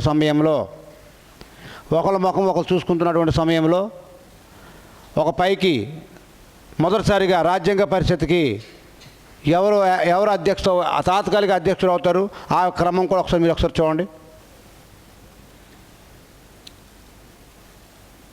ఒకసారి మీరు చాలా మొదటి సమావేశం చూడండి. ఈ మొదటి సమావేశం 1946 డిసెంబర్ 9న జరుగుతుంది. ఈ చారిత్రాత్మక సమావేశం గవర్నర్ జనరల్ ఎవరి కోరిక మేరకు జరిగిందంటే వెవేల్ ఎవరైతే ఉన్నారో గవర్నర్ జనరల్ వెవేల్ ఎవరైతే ఉన్నారో ఆయన యొక్క కోరిక మేరకు ఈ మొదటి సమావేశం జరుగుతుంది. దీన్ని మొత్తం 299 మంది ఎంతమంది హాజరయ్యారంటే 208 మంది. రాజ్యాంగ పరిషత్ యొక్క మొదటి సమావేశానికి ఎంతమంది హాజరయ్యారు? 208 మంది. ఒకవేళ 208 ఆప్షన్లో లేకపోతే 211 మంది అని మీరు సరైన ఆన్సర్ ఇవ్వాల్సిన పరిస్థితి. మొదటి రాజ్యాంగ పరిషత్ సమావేశం 1947 డిసెంబర్ 9న జరిగింది. ఓకే అండి. ఈ మొదటి రాజ్యాంగ పరిషత్ సమావేశానికి ఎవరు బహిష్కరించారంటే మన ముస్లిం లీగ్ పార్టీ ఏదైతే ఉందో ముస్లిం లీగ్ పార్టీ బహిష్కరించింది. సీనియర్ సభ్యుడైనటువంటి సచ్చిదానంద సిన్హాను ఈ మొదటి సమావేశానికి సచ్చిదానంద సిన్హా ఎవరైతే ఉన్నారో తాత్కాలిక అధ్యక్షుడిగా ఎన్నుకోవడం జరిగింది. చూడండి, ఇలా అందరూ కూడా వచ్చి కూర్చొని ఉన్న పరిస్థితుల్లో ఎవరి ముఖం వాళ్ళు తీసుకుంటూ ఉంటే దాంట్లో ఒక వ్యక్తిని మొదటిసారిగా తాత్కాలిక అధ్యక్షుడిగా చేసినటువంటి వ్యక్తి ఎవరంటే మన సచ్చిదానంద సిన్హా ఎవరైతే ఉన్నారో ఈ సచ్చిదానంద సిన్హా తాత్కాలిక అధ్యక్షుడు ఎన్నుకున్నారు. ఆయన పేరుని ఎవరు ప్రతిపాదించారు అంటే జేబీ కుపాలాని ఎవరైతే ఉన్నారో ఈ రెండు పేర్లు కూడా చాలా చాలా ఇంపార్టెంట్ అండి. ఫస్ట్ ఈ స్టేజ్ పైనకి వచ్చినటువంటి వ్యక్తి ఎవరంటే ఈ జేబీ కుపాలాని ఎవరైతే ఉన్నారో జేబీ కుపాలాని వస్తారు. ఆ జేబీ కుపాలాని వచ్చి ఫ్రాన్స్ దేశం యొక్క సాంప్రదాయాన్ని చాలా చాలా ఇంపార్టెంట్ అండి. ఫ్రాన్స్ దేశం యొక్క సాంప్రదాయాన్ని అనుసరించి అంటే ఫ్రాన్స్ దేశంలో ఏం జరుగుతుందంటే ఉన్నటువంటి సభలో ఎవరైతే అత్యంత ఎక్కువ వయసు కలిగిన వ్యక్తి ఉన్నారో ఆ వ్యక్తిని అధ్యక్షుడు చేసేటువంటి పరిస్థితి మన ఫ్రాన్స్ దేశం ఏదైతే ఉందో ఫ్రాన్స్ దేశంలో జరుగుతుంది. అదేవిధంగా మన దేశంలో కూడా ఈ ఫ్రాన్స్ దేశం యొక్క సాంప్రదాయాన్ని అనుసరించి మొదటిసారిగా జేబీ కుపాలాని ఎవరి పేరు నమోదు చేశారంటే మన సచ్చిదానంద సిన్హా. అప్పటికి ఆయన కరపట్టుకుని చాలా ఓల్డ్ ఏజ్లో అందరికంటే పెద్ద వయసు కలిగినటువంటి వ్యక్తి కాబట్టి ఆ ప్రాంత దేశం యొక్క సాంప్రదాయాన్ని అనుసరించి ఈ సచ్చిదానంద సిన్హాని మొట్టమొదటిసారిగా రాజ్యాంగ పరిషత్కి తాత్కాలిక అధ్యక్షుడిగా వ్యవహరించారు. ఎవరంటే అడుగుతారు, లాస్ట్ అదే అడుగుతారు, మీ పిట్టి అడుగుతున్నాడు. రాజ్యాంగ పరిషత్కి మొట్టమొదటి తాత్కాలిక అధ్యక్షుడు ఎవరు వ్యవహరించారు? మన సచ్చిదానంద సిన్హాను పేరును ఎవరు ప్రపోజల్ చేశారు? జేబీ కుపాలాని ఎవరైతే ఉన్నారో జేబీ కుపాలాని. ఇది మొదటి సెషన్లో ఎప్పుడు జరిగింది? 1946 డిసెంబర్ 9న మొదటి సమావేశంలో మొదటి సెషన్ ఏదైతే ఉందో మొదటి సెషన్లో జరిగింది. అదేవిధంగా పాంక్ ఆంటోనీ ఎవరైతే ఉన్నారో ఈ మొదటి సమావేశానికి తాత్కాలిక ఉపాధ్యక్షుడుగా చాలా చాలా ఇంపార్టెంట్. రాజ్యాంగ పరిస్థితి యొక్క మొట్టమొదటి తాత్కాలిక ఉపాధ్యక్షుడుగా ఎవరు ఎన్నికయ్యారు? ఇదండి మన పాంక్ ఆంటోనీ ఎవరైతే ఆంగ్లో ఇండియన్ ఎవరైతే ఉన్నారో ఈ పాంక్ ఆంటోనీ ఎవరైతే ఉన్నారో ఆంగ్లో ఇండియన్ అండి. ఈయన ఎన్నుకోవడం జరిగింది, తాత్కాలిక ఉపాధ్యక్షుడిగా బాధ్యత నిర్వహించారు. ఓకే అండి. అదేవిధంగా చూడండి, ఈ యొక్క రాజ్యాంగ పరిస్థితి యొక్క రెండవ సమావేశం మొదటి సమావేశంలో రెండవ సెషన్ ఏదైతే ఉందో రెండవ సెషన్ ఎప్పుడంటే 1946 డిసెంబర్ 11న అంటే 1946 డిసెంబర్ 9న మొదటి సెషన్ జరిగింది. అక్కడ 2 డేస్లో 1949 డిసెంబర్ 11న దీని సారాంశం కూడా చూడండి.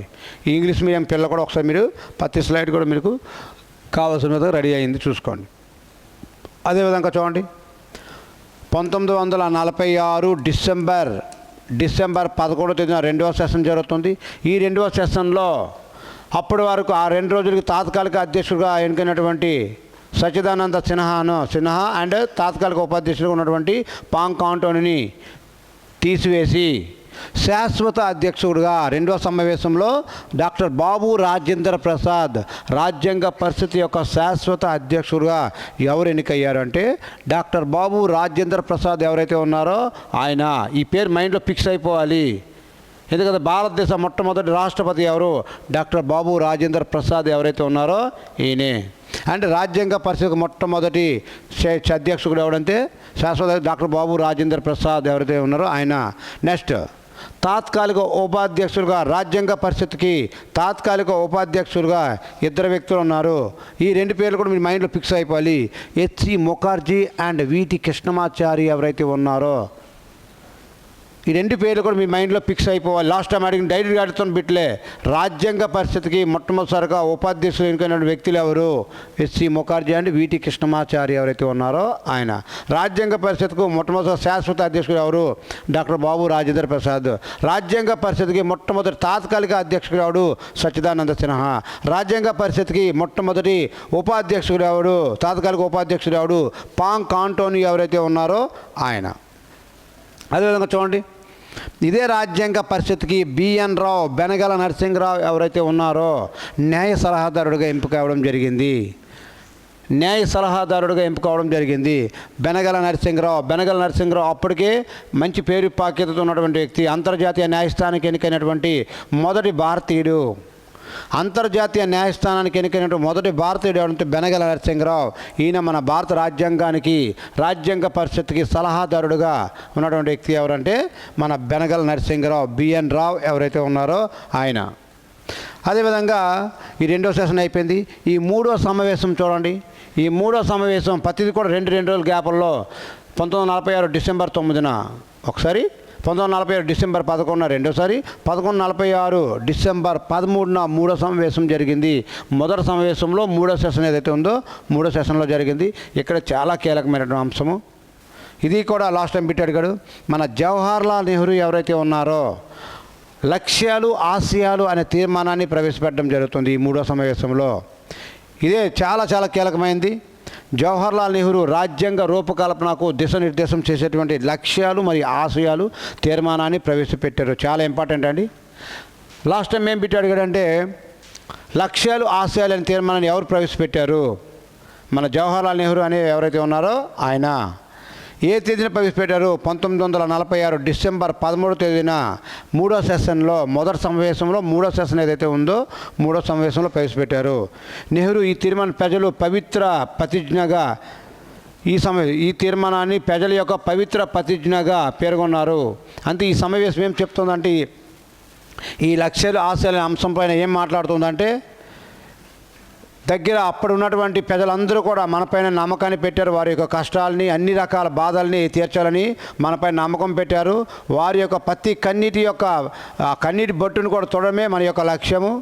కాబట్టి మనం ఇక్కడ చేసే ప్రతి ఒక్క రాత కూడా ప్రతి ఒక్కరు కూడా ఉపయోగపడే విధంగా ఉండాలి.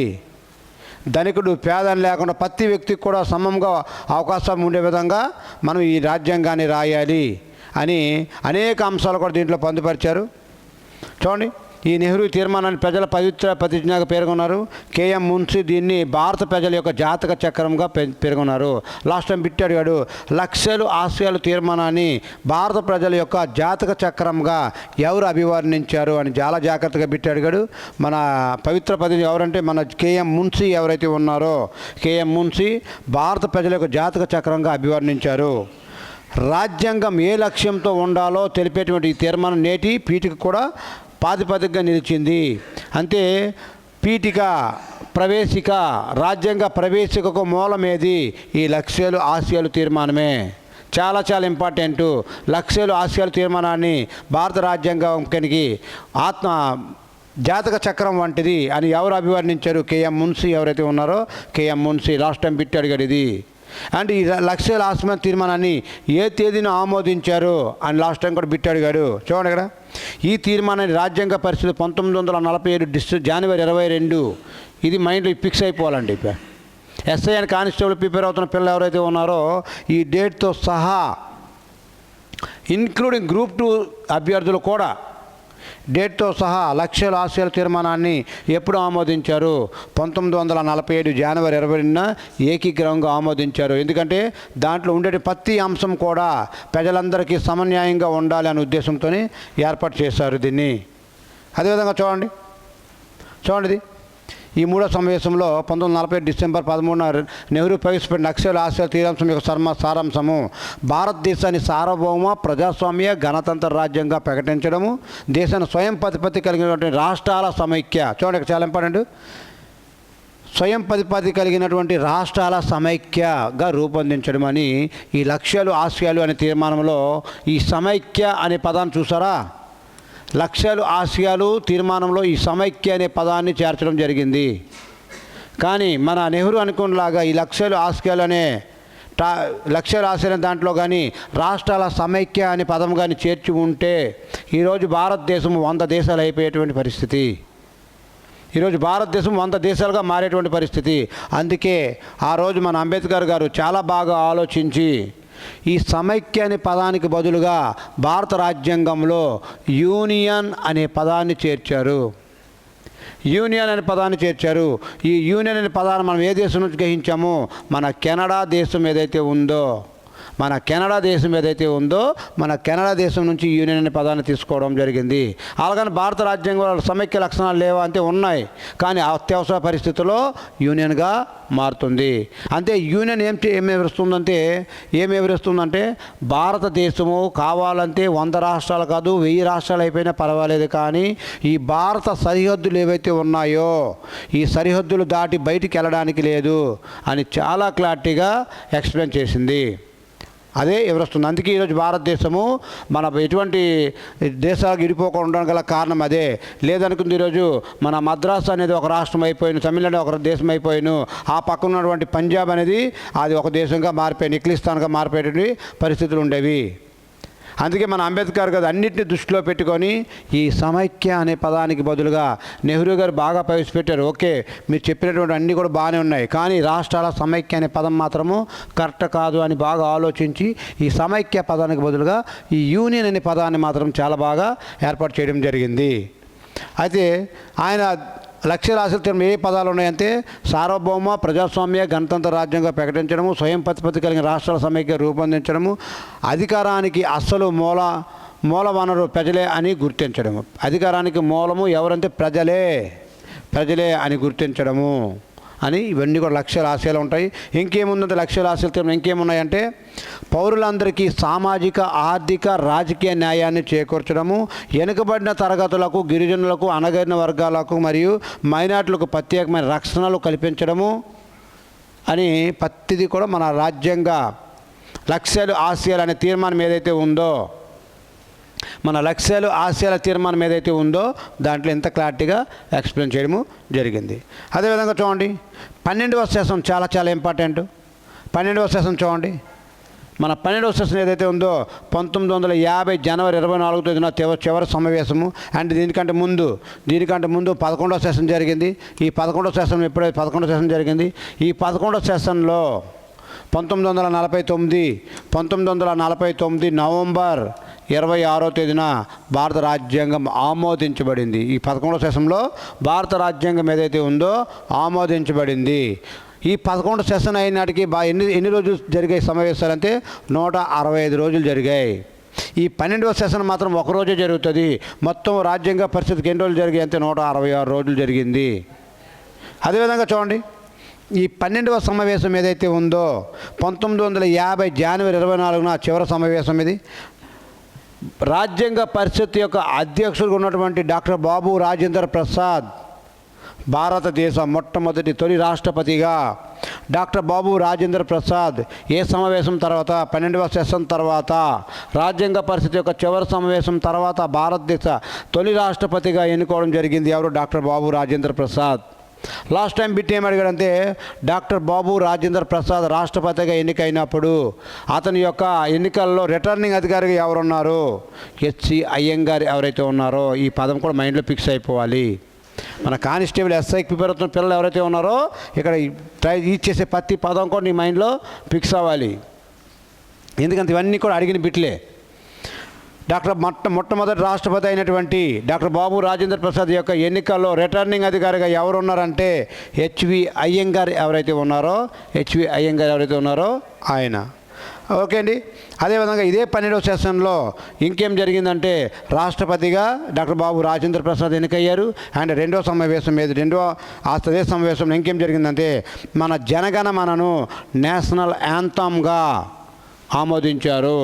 అదేవిధంగా వందే మాతరంను నేషనల్ సాంగ్గా సేకరించారు. చాలా చాలా ఇంపార్టెంటు. ఇదే 12వ సెషన్లోనే 2 వర్గాలకు విడిపోయేటువంటి పరిస్థితి ఏర్పడింది. కొంతమంది మాకు జనగణమనగా కావాలి అంటే, కొంతమంది మనకి వందే మాతరం కావాలి అని ముందుకెళ్తున్నటువంటి తరుణంలో అంతే. ఫర్ ఎగ్జాంపుల్కి కొంతమంది ఏమంటున్నారంటే అభిప్రాయం ఏంటంటే మన జనగణమన అనేది మనకెందుకు, ఇది బ్రిటిష్ యొక్క అధ్యక్షుడు ఎవరైతే ఉన్నాడో ఈ జార్జ్ పైకి సంబంధించిన పాట అది. ఆ రోజు ఆయన వచ్చిన సందర్భంగా జనగణ మన అధినాయక జయ హే, అతనికి మనం ఎందుకు జై కొట్టాలి, అది మన భారతదేశ సాంగ్ అయినటువంటి వందే మాతరం పెడితే చాలు అని చెప్పి చాలా ఘర్షణలు జరుగుతున్నటువంటి పరిస్థితుల్లో అప్పుడు మన డాక్టర్ బాబు రాజేంద్ర ప్రసాద్ ఎవరైతే ఉన్నారో ఆయన కలగజేసుకొని మీరు సఫర్ అవ్వకండి, ఈ వందే మాతరం ఏదైతే ఉందో వందే మాతరాన్ని కూడా మేము నేషనల్ సాంగ్గా పెడతాము, ఈ జనగణమన్ని నేషనల్ యాంథమ్గా మీకు పెడతాము, కాబట్టి మీరు కొట్టుకోకండి అని చెప్పి వాళ్ళని అందరినీ కాంప్రమైజ్ చేయించి ఆ రెండింటినీ కూడా ఇదే సమావేశంలో ఈ 12వ సెషన్లో జరిగింది. అయితే లాస్ట్ టైం బిట్టేమడిగారంటే జనగణమనని the morning song of India అనే పేరుతో ఎవరు రాశారు అని అడిగారు. మన జనగణమనని జనగణమని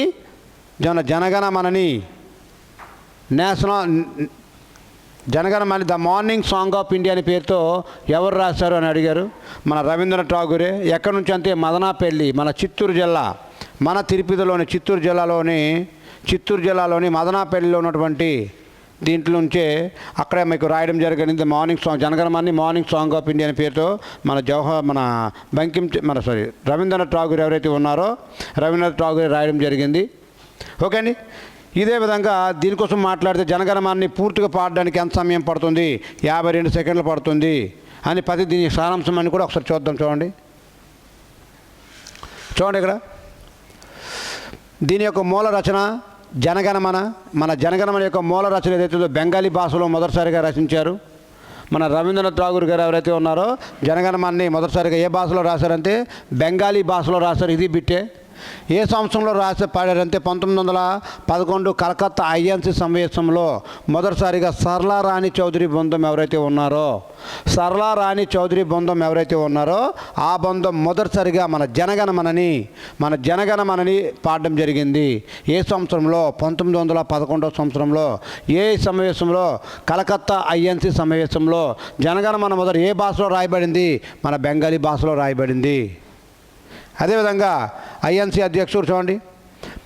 ఈ 1911లో ఆ ఐఎన్సీ యొక్క అధ్యక్షుడు ఎవడు? బిషప్ నారాయణ్ దార్ ఎవరైతే ఉన్నారో ఇది బిట్టే అడిగారు. అదేవిధంగా ఆంగ్ల అనువాదం 1919లో చిత్తూరు జిల్లాలోని మదనాపల్లిలో బీటీ కాలేజ్, బీటీ అంటే బీసెంట్ థియోసాఫికల్ కళాశాల, బీటీ అంటే బీసెంట్ థియోసాఫికల్ కళాశాల ఏదైతే ఉందో ఈ కళాశాల ఎక్కడ ఉంటుందో మన మదనాపల్లి చిత్తూరు జిల్లాలో ఉంటుంది. ఆ కాలేజీలో మన Rabindranath Tagore the morning song of India అనే పేరుతో 1919లో ప్రతి పదం కూడా చూడండి. 1919 సంవత్సరంలో చిత్తూరు జిల్లాలోని మదనాపల్లిలో బీటీ కాలేజీలో మొదటిసారిగా రవీంద్రనాథ్ ఠాగూర్ దీన్ని మార్నింగ్ సాంగ్ ఆఫ్ ఇండియా అనే పేరుతో అనువాదం చేశారు, ఆంగ్లంలోకి మార్చారు. కాలేజీ స్థాపన మరి రవీంద్రనాథ్ ఠాగూర్ మదనాపల్లి రావాల్సిన పరిస్థితి ఎందుకు వచ్చింది? ఈ జనగణమన సాంగే. ఈ జనగణమన సాంగ్ ఏదైతే ఉందో జనగణమన సాంగే 1911లో భారతదేశంలోకి వచ్చినటువంటి జార్జ్ పైన ఉద్దేశిస్తూ ఈ పాట రాసినందుకు గాను బెంగాలీ ప్రజలు ఎవరైతే ఉన్నారో విపరీతంగా కోపోద్రేకులై ఆయన్ని అక్కడి నుంచి ఇంటిపైన రాళ్ళు వేస్తే పారిపోయి వచ్చి మన మదనపల్లిలో ఉన్నటువంటి వ్యక్తి అక్కడ ఉండే ఆయన రాశారు. ఇదే the morning song of India అనే పేరుని Jana Gana Mana the morning song of India పేరుతో ఆంగ్లంలోకి అనువదించారు. అదేవిధంగా చూడండి, ఈ బీటీ కాలేజ్ ఏదైతే ఉందో బిసెంట్ థియోసాఫికల్ కాలేజ్ ఎవరు స్థాపించారంటే అనిబిసెంట్. చిత్తూరు జిల్లాలోని మదనపల్లి ఉన్నటువంటి ఈ బీటీ కాలేజీని ఎవరు స్థాపించారు? అనిబిసెంట్ ఎవరైతే ఉన్నారో మన అనిబిసెంట్ స్థాపించారు. ఓకే అండి. ఈ అనిబిసెంట్ యొక్క దత్తపుత్రుడు ఎవడు అని అడిగారు, లాస్ట్ టైం అడిగారండి. జిడ్డు కృష్ణమూర్తి ఎవరైతే ఉన్నారో జిడ్డు కృష్ణమూర్తి అనిబిసెంట్ యొక్క దత్తపుత్రుడు అండి. ఇది మనకి ఈ మొత్తం జనగణమన్ని మొత్తం పూర్తిగా పాడడానికి ఎన్ని సెకండ్లు పడుతుంది? జనగణమన్ని మొత్తం పూర్తిగా పాడడానికి ఎన్ని సెకండ్లు పడుతుంది? 52 సెకండ్లు పడుతుంది. సంక్లిప్తంగా యుద్ధాలు వచ్చినప్పుడు సంక్లిప్తంగా పాడడానికి ఎన్ని సెకండ్లు పడుతుంది? 20 సెకండ్లు పడుతుంది. చాలా క్లారిటీగా చూడండి. మీకు ప్రతి అంశం కూడా సంక్లిప్తంగా పాడడానికి ఎన్ని సెకండ్లు పడుతుంది? 20 సెకండ్లు పడుతుంది. పూర్తిగా పాడడానికి ఎన్ని సెకండ్లు పడుతుంది? ఇక్కడ ఇచ్చారు చూడండి క్లారిటీగా, 20 సెకండ్లు పడుతుంది. సంక్లిప్తంగా పాడడానికి 20 సెకండ్లు పడుతుంది. ఓకే అండి. నెక్స్ట్ చూడండి, ఇక్కడ భౌలిక ప్రస్తావన. ఇందులో జనగణమనలో ఇది బిట్టే, ప్రతి అంశం కూడా ప్రతి సెంటెన్స్ కూడా మీకు బిట్టుగా ఇవ్వడం జరిగింది. జనగణమనలో ఏ నదులు ప్రస్తావన ఉంది? యమున, గంగా నదులు మాత్రమే ఉన్నాయి. జనగణమనలో ఏ నదుల యొక్క ప్రస్తావన ఉంది? యమున అండ్ గంగా నదులు అనే 2 నదులు మాత్రమే ప్రస్తావన ఉంది. అదే జనగణమనలో ఏ పర్వతాలు ఉన్నాయి? వింధ్య, హిమాలయ పర్వతాల గురించి ప్రస్తావన మాత్రమే ఉంది. మన భారతదేశంలో చాలా రకాల పర్వతాలు ఉన్నాయి, కానీ అక్కడ మెన్షన్ చేసే పదాలు మాత్రం వింధ్య అండ్ హిమాలయ పర్వతాలు మాత్రమే జనగణమనలో మెన్షన్ చేశారు. మన జనగణమనలో ఏ నదులు ఉన్నాయంటే యమున అండ్ గంగా మాత్రమే ఉన్నాయి. చాలా చాలా జాగ్రత్తగా మీరు గుర్తుపెట్టుకోవాలి. పాకిస్తాన్ ప్రాంతాలు, ప్రస్తుతం పాకిస్తాన్లోనే సింధు అండ్ పంజాబ్ ప్రాంతాల పేర్లు ఇందులో ఉన్నాయి. ప్రస్తుతం పాకిస్తాన్లోనే సింధు అండ్ పంజాబ్ ఏవైతే ఉన్నాయో ఆ పాకిస్తాన్ పదాలు ఉన్నాయి. లాస్ట్ టైం అడిగాడు, జనగణమనలో జయ హే అనే పదము ఎన్నిసార్లు వస్తుంది అని అడిగాడు. 6 సార్లు ఏదైతే ఉందో జనగణమనలో జయ హే అనే పదం ఏదైతే ఉందో అది ఎన్నిసార్లు వస్తుందంటే 6 సార్లు వస్తుంది. చాలా క్లారిటీగా ప్రతి అంశం కూడా మీరు మైండ్ పెట్టుకుని వెళ్ళాలి. అదేవిధంగా చూడండి, 1912లో తొలిసారిగా ఇదే జనగణమన గీతాన్ని మొదటిసారిగా 1912లో తత్వబోధిని అనే పత్రికలో చాలా చాలా ఇంపార్టెంట్ అండి. ప్రతి మాట్లాడుతున్న ప్రతి సెంటెన్స్ కూడా చాలా ఇంపార్టెంటే, ప్రతి పాయింట్ కూడా ఎగ్జామ్ పాయింట్లో వచ్చినటువంటిదే. 1912 తొలిసారిగా జనగణమన ఏ పత్రికలో వచ్చింది? తత్వబోధిని అనే పత్రికలో వచ్చింది. నెక్స్ట్ చూడండి, ఈ గీతాన్ని పూర్తిగా పాడడానికి 52 సెకండ్లు, సంక్లిప్తంగా పాడడానికి 20 సెకండ్స్ పడుతుంది. ఇటీవల కాలంలో సుప్రీంకోర్టు 2016లో ప్రతి సినిమా హాల్లో కూడా ఈ పాట తప్పనిసరి చేసింది. 2016లో ప్రతి సినిమా హాల్లో ఈ సాంగ్ తప్పనిసరి చేసింది. కానీ కాలక్రమంలో 2018 వచ్చినాడికి తప్పనిసరి కాదని తన తీర్పును తానే 137 ఆర్టికల్ ప్రకారము సుప్రీంకోర్టు ఇచ్చేటువంటి తీర్పుని తానే పునఃపరిశీలించుకునేటువంటి అధికారం కలిగినటువంటి ఆర్టికల్ ఎంత?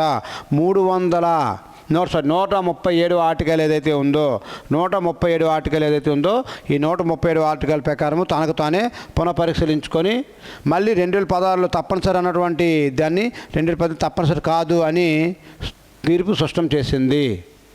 ఓకే అండి. ఈ విధంగా మీకు జనగణమన అనేది మీకు చాలా క్లారిటీగా ఎక్కడ కూడా బిట్ మిస్ అవ్వదు. అండ్ లాస్ట్ టైం అడిగాడు, జనగణమనలో ఏ నదులు ఉన్నాయంటే ఇదిగో ఈ 2 నదులు ఉన్నాయి. ఏ పర్వతాలు ఉన్నాయంటే ఇదో ఇండియా హిమాలయ పర్వతాలు మాత్రమే ఉన్నాయి. మన దేశం చాలా ఉన్నాయి, సాత్పుర పర్వతాలు కూడా ఉన్నాయి. పేరు ఉందా? లేదు అక్కడ. ఓకే అండి. చాలా చాలా పర్వతాలు ఉన్నాయి, కానీ అన్ని పేర్లు కూడా లేవు. 2 పర్వతాలు ఉన్నాయి. ఇవి కూడా మైండ్లో ఫిక్స్ అయిపోవాలి. పాకిస్తాన్లోని ప్రాంతాలు ఏవంటే ఇది కూడా సింధు అండ్ పంజాబ్ అనే ప్రాంతాలు మాత్రమే పాకిస్తాన్లో, ప్రస్తుతం పాకిస్తాన్ ప్రాంతాలు ఉన్నాయి. కాబట్టి ఈ విధంగా మీకు జనగణమన అనేది వివరించడం జరుగుతుంది. దీన్ని the morning song of India అనే పేరుతో మదనపల్లి, చిత్తూరు జిల్లా మదనపల్లిలో మొదటిసారిగా బీసీఎన్ కళాశాలలో 1919లో భాగంగా ఆయనే పాడారు. అదేవిధంగా చూడండి, మన వందే మాతరం ఒకసారి చూడండి. వందే మాతరం చూడండి. ఈ వందే మాతరం అనే సాంగ్ మొదట ఏ భాషలో రాయబడింది? సంస్కృత భాష ఏదైతే ఉందో సంస్కృత భాషలో ఎవరు రాశారు? బంకిం చంద్ర చటర్జీ ఎవరైతే ఉన్నారో బంకిం చంద్ర చటర్జీ. ఈయన కూడా దీనికి మూలము ఆనందమట్ట అనే నవల ఏదైతే ఉందో ఆనందమట్ట అనే నవల చాలా చాలా ఇంపార్టెంట్. ఈ ఆనందమట్ట అనే నవల 1882 సంవత్సరంలో ఇది ఇక్కడ ఇచ్చారు చూడండి. 1882 సంవత్సరంలో రచించబడింది. ఈ ఆనందమట్టలోని కొన్ని అంశాలు మాత్రమే తీసుకొని మీకు మన వందే మాతరం అనే గీతాన్ని రాయడము జరిగింది. ఈ వందే మాతరం అనే గీతం మొదటిసారిగా ఏ సంవత్సరంలో ఆలపించారు? 1996 కలకత్తా ఐఎన్సీ సమావేశంలో రవీంద్రనాథ్ ఠాగూర్ దీన్ని మొదటిసారిగా పాడారు. 1996 ఐఎన్సీ యొక్క అధ్యక్షుడు రెహమత్ అలీ సియానీ ఎవరైతే ఉన్నారో రెహమత్ అలీ సియానీ చూడండి, చాలా చాలా ఇంపార్టెంట్. నెక్స్ట్ చూడండి, ఆంగ్ల అనువాదం వందే మాతర గీతం ఏదైతే ఉందో దాన్ని ఆంగ్లంలోకి మార్చినటువంటి వ్యక్తి ఎవరు? అరవిందో ఘోష్ ఎవరైతే ఉన్నారో అరవిందో ఘోష్ చాలా చాలా ఇంపార్టెంట్ పేరు. ది భవానీ మందిర్, సావిత్రి లాంటి అనే పుస్తకాలు రచించింది ఎవరంటే ఈయనే. The new lamp for the world అనే పుస్తకాన్ని కూడా రచించిన వ్యక్తి ఎవరంటే ఈయనే. లాస్ట్ టైం బిట్ ఏం అడిగారంటే తీవ్రవాదిగా జీవితాన్ని ప్రారంభించి చివరికి ఆధ్యాత్మికవేత్తగా మారినటువంటి వ్యక్తి ఎవరు? మన అరవిందో ఘోషే. దీనికోసం చెప్పుకుంటూ పోతే చాలా అంశాలు ఉంటాయి. అయితే ఈ వందే మాతరం అనే గీతాన్ని ఆంగ్లంలోకి అనువదించిన వ్యక్తి ఎవరంటే మన అరవిందో ఘోష్ ఇంగ్లీష్లోకి అనువాదం చేశారు. అరవిందో ఘోష్ ఈయన తొలిత తీవ్రవాద విప్లవకారుడిగా ఉండి తర్వాత ఆధ్యాత్మికవేత్తగా మారినటువంటి వ్యక్తి ఎవడంటే మన అరవిందో ఘోష్ ఎవరైతే ఉన్నారో అరవిందో ఘోష్. ఈరోజు భారతదేశంలో మొట్టమొదటి టూరిస్ట్ ప్లేస్ ఏదంటే అరోవెల్లి. ఆ అరోవెల్లిని ఎవరు స్థాపించారంటే మన అరవిందో ఘోష్ ఎవరైతే ఉన్నారో ఆయనే. చూడండి, అది అంశం కూడా ఒకసారి చూడండి. ఈ అరవిందుల యొక్క ఆశ్రమము అరవిందో ఘోష్ యొక్క ఆశ్రమము ఎక్కడుందంటే పాండిచ్చేరిలోని అరోవెల్లి. అంతే దీని యొక్క పెద్ద ఇదంతా కూడా కథ ఏంటంటే ఈయన ఒక new lamp for the world అని ఒక నవల రాస్తారు. ఎక్కడ ఇచ్చారు చూడండి, new lamp for the world అని ఒక నవల రాస్తారు. ఈ నవల అతివాదులు అనే నవల కరపత్రాన్ని రాస్తారు. దీన్ని అతివాద ఉద్యమానికి బైబిల్ వంటిదిగా పేర్కొంటారు. ఈయన యొక్క పుస్తకం చదువుతుంది ఎలాంటి వ్యక్తి అయినా సరే మోటివేట్ అవ్వాల్సిందే. దీని యొక్క బైబిల్ ఈయన యొక్క new lamp for the world అనే పుస్తకాన్ని మనలో చదివితే దాన్ని బాగా నచ్చి ఆయన పిలిపించండి అని చెప్పి ఒక పార్క్ పిలిస్తే ఈయన కూడా పార్క్కి వెళ్తే అక్కడ చెప్తుండగా తీవ్రవాదులందరూ పారిపోయి చివరికి ఈయన అక్కడ దొరికిపోవడం జరుగుతుంది. మన బ్రిటిష్ సైనికులు ఎవరైతే ఉన్నారో ఆయన తీసుకెళ్ళి బంధించి నీ యొక్క తీవ్రవాద కార్యకలాపాలన్నీ చెప్పు అంటే అసలు ఈయన అలాంటి అంశాలే తెలియవు. కానీ అక్కడ దొరికాడు కాబట్టి ఆయన బంధించి చివరికి ఆయనకి కూడా జైల్లో పెట్టడం జరిగింది. చాలా చిత్రహింసలు గురి చేశారు కాలక్రమంలో. ఇంకా ఈ జనాలతో ఉండకూడదు అని చెప్పి ఆయన ఒక ప్రాంతానికి ఎవరు లేనటువంటి ప్రాంతానికి పారిపోయడం జరిగింది. అదే పాండిచ్చేరిలోని అరోవెల్లి అనే ప్రాంతం ఏదైతే ఉందో వెళ్ళిపోయి అక్కడ ఒక చిన్న గుడిసెలా కట్టుకొని ఉంటే అక్కడ మన పెంచ్ సైన్యం ఏదైతే ఉందో ఈ అరోవెల్లి అనే ప్రాంతం పెంచ్ సైన్యం యొక్క ఆధీనంలో ఉంటుంది. ఈయన చాలా దేవుడిలాగా కొలిసి ఆయన చాలా హైలైట్ చేసినటువంటి సందర్భము. సో ఇంకా చెప్పుకుంటూ పోతే అనేక అంశాలు ఉన్నాయి. సో ఇది పాండిచ్చేరి. మీకు ఇక్కడ ఏమంటున్నాడంటే చాలా క్లారిటీ చూడండి. పర్యాటక ప్రముఖ అంతర్జాతీయ స్థాయిలో గుర్తింపు పొందిన భారతదేశం మొట్టమొదటి పర్యాటక కేంద్రం ఏది అంటే అరోవెల్లి. ఇది బిట్ అడుగుతున్నాడు. తీవ్రవాదిగా జీవితాన్ని ప్రారంభించి చివరికి ఆధ్యాత్మికంగా మారిన వ్యక్తి ఎవరంటే అరవిందో ఘోష్. ఓకే అండి. ఈనాడు ప్రసిద్ధ గ్రంథాలు చూడండి. రచించిన ప్రముఖ గ్రంథాలు లైఫ్ డివైన్ అనే గ్రంథాన్ని అరవిందో ఘోష్ రాశారు. అండ్ భవానీ మందిర్ అండ్ సావిత్రి అనే పుస్తకాలు కూడా చాలా చాలా important. Life divine and Bhavani Mandir and Savitri ఈ అన్ని పుస్తకాల మీద కూడా మీకు ఎగ్జామ్ పాయింట్లో రావడం జరిగింది. కాబట్టి ఇవన్నీ అంశాలు కూడా మీరు ప్రతి అంశం కూడా మీ మైండ్లో ఫిక్స్ అయిపోవాలి. చూడండి, అదేవిధంగా ఆయన యొక్క కరపత్రం అంటే పాంప్లెంట్ ఏదైతే ఉందో కరపత్రం new lamp for the world అనే ఒక కరపత్రాన్ని రాస్తారు. దీన్ని అతివాద ఉద్యమానికి బైబిల్ వంటిదిగా పిలుస్తారు. ఓకే అండి. కాలక్రమంలో వందే మాతరం 2017లో మద్రాసు హైకోర్టు వందే మాతరం గీతాన్ని తొలేత సంస్కృతంలో రాసినట్లుగా నిర్ధారించారు. ఈ వందే మాతరం గీతం ఏదైతే మొదట ఏ భాషలో రాశారంటే సంస్కృత లాంగ్వేజ్ ఏదైతే ఉందో సంస్కృత రాశారని మద్రాసు హైకోర్టు కూడా కేసు ఇస్తుంది. ఇవన్నీ కూడా కేసులకి మన హైకోర్టు ఇచ్చినటువంటి తీర్పు అండి. ఓకే అండి. అదేవిధంగా చూస్తానండి. చూడండి, రాజ్యాంగ పరిషత్కు సంబంధించింది ఈ వివిధ వర్గాల వారు ప్రాతినిధ్యం వహించారు? వివిధ వర్గాల వారు. రాజ్యాంగ పరిషత్తులో ఏ వర్గాల నుంచి ఎవరు ప్రాతినిధ్యం వహించారు అడుగుతున్నాడు మీకు. భారత జాతీయ కాంగ్రెస్ నుంచి రాజ్యాంగ పరిషత్తుకి ఎవరు నాయకత్వం వహించారు? అలా కాకుండా ముస్లిం ప్రతినిధుల నుంచి ఎవరు నాయకత్వం వహించారు? అలా విధంగా సిక్కుల ప్రతినిధుల నుంచి ఎవరు రాజ్యాంగ పరిషత్ నాయకత్వం వహించారు? అది ఆంగ్లో ఇండియన్ నుంచి ఎవరు నాయకత్వం వహించారు? పార్సీల నుంచి ఎవరు నాయకత్వం వహించారు? ప్రతిదీ కూడా బిట్టే, ప్రతి అంశం కూడా బిట్టే. ఎగ్జామ్ పాయింట్లో వాడు ఏ విధంగా అడుగుతున్నాడంటే మీరు ఆ విధంగా రెడీ అవుతూనే ఉంటారు. కంపల్సరీ ప్రతిదీ బిట్టే. ఈ కింది వాటిలో రాజ్యాంగ పరిషత్కు సిక్కుల నుంచి ప్రాతినిధ్యం వహించిన వారు ఎవరు? వహించిన వారు ఎవరు అని అడుగుతాడు. ఈ సిక్కుల నుంచి ఎవరు చూడండి, సర్దార్ బల్దేవ్ సింగ్ అండ్ హుకుమ్ సింగ్ ఎవరైతే ఉన్నారో సిక్కుల నుంచి రాజ్యాంగ పరిషత్కి నాయకత్వం వహించారు.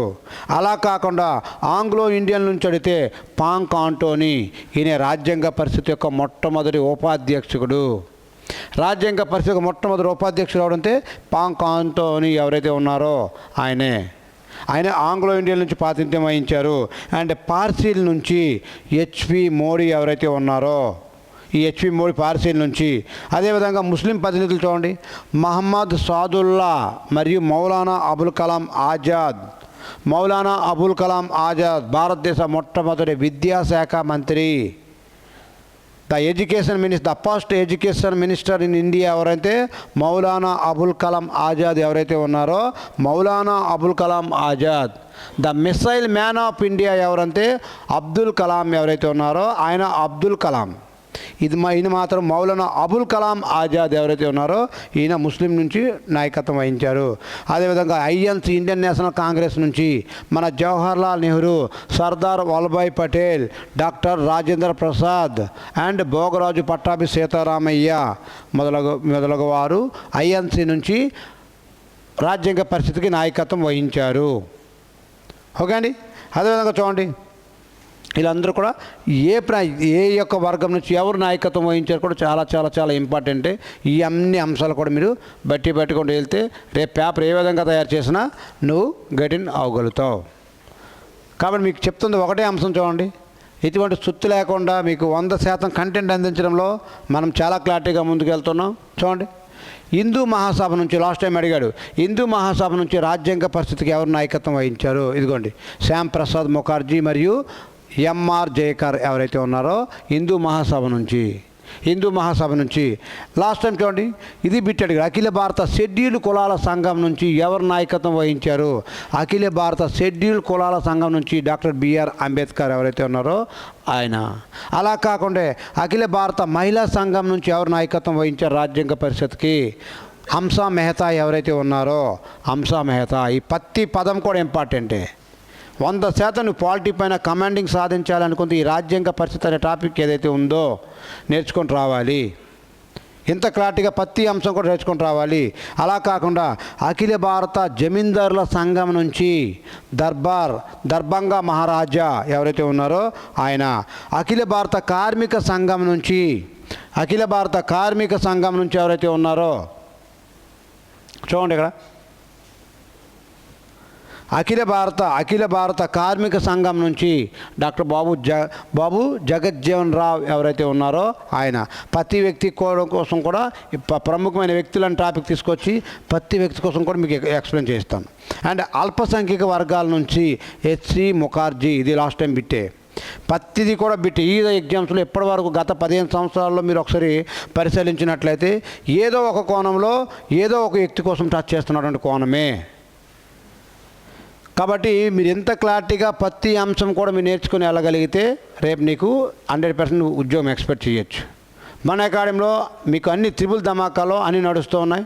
అటు ఎడ్యుకేషన్తో పాటుగా అండ్ నీకు 100% నువ్వు ఫిలిమ్స్ క్వాలిఫై అయ్యే విధంగా, ఫిలిమ్స్కి నీకు 80 మార్కులు వచ్చే విధంగా అతి తక్కువ టైం నీకు రెడీ చేస్తూ ఉన్నాం. మెయిన్స్కి వెళ్ళినప్పుడు నీకు అట్లీస్ట్ 120 to 130 వరకు మీకు తీసుకెళ్ళి అండ్ మనకున్నటువంటి గ్రౌండ్ యొక్క ఫెసిలిటీస్లో నీకు 100% జాబ్ పెట్టే విధంగా నీకు తయారవుతున్నటువంటి అకాడమీ.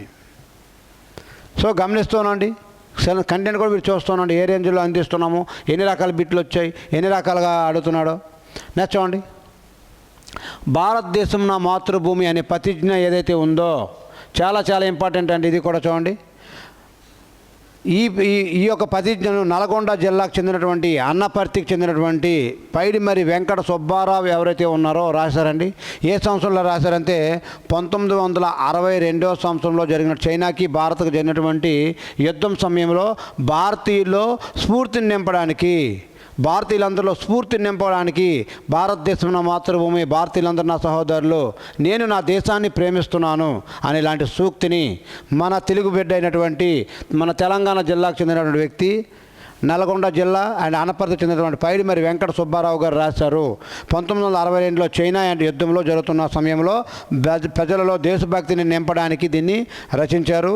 అధికార గుర్తింపు ఎప్పుడు ఇచ్చారంటే వాక్పా కమిషన్ ఆధారంగా 1962 సంవత్సరం రాసినప్పటికీ కూడా దీన్ని అధికారికంగా ఎప్పుడు ఇచ్చారంటే వాక్పా కమిషన్ చాలా ఇంపార్టెంట్. ఇది కూడా ఏ కమిషన్ ఆధారంగా మీకు భారతదేశం మాతృభూమి అనే ప్రతిజ్ఞని మన అధికారికంగా గుర్తించారు అంటే ఈ వాక్పా కమిషన్ ఏదైతే ఉందో కమిషన్ ఆధారంగా చేసుకొని అనుసరించారు. ఇది భారత ప్రభుత్వం ఎప్పుడు జనవరి 26వ తేదీ నుండి అమల్లోకి వచ్చింది. 1965 జనవరి 26వ తేదీ నుంచి ఇది యొక్క స్లోగన్ ఏదైతే ఉందో భారతదేశం మాతృభూమి, భారతీయులందరూ సహోదరులు అనే స్లోగన్ ఏదైతే ఉందో 1962లో రాసినప్పటికీ 1965 దీన్ని వాక్పా కమిషన్ నివేదికను ఆధారంగా చేసుకుందని ఆమోదించారు. చాలా ఇయర్తో పాటుగా అండ్ కమిషన్తో పాటుగా మీరు మైండ్లో పెట్టుకోవాలి. ఇవన్నీ కూడా ఎగ్జామ్ పాయింట్లు వచ్చినవే. ప్రతి కంటెంట్ ఏదైతే ముందు వాక్పా 1965లో ఆమోదించారు, 1962లో రాశారు. ఎవరంటే పైడిమరి వెంకట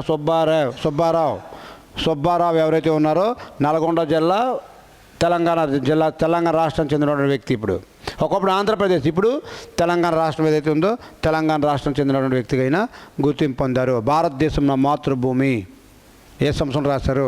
62లో రాశారు. భారత్ చైనాకి జరుగుతున్న యుద్ధం సమయంలో దీన్ని రాయడం జరిగింది.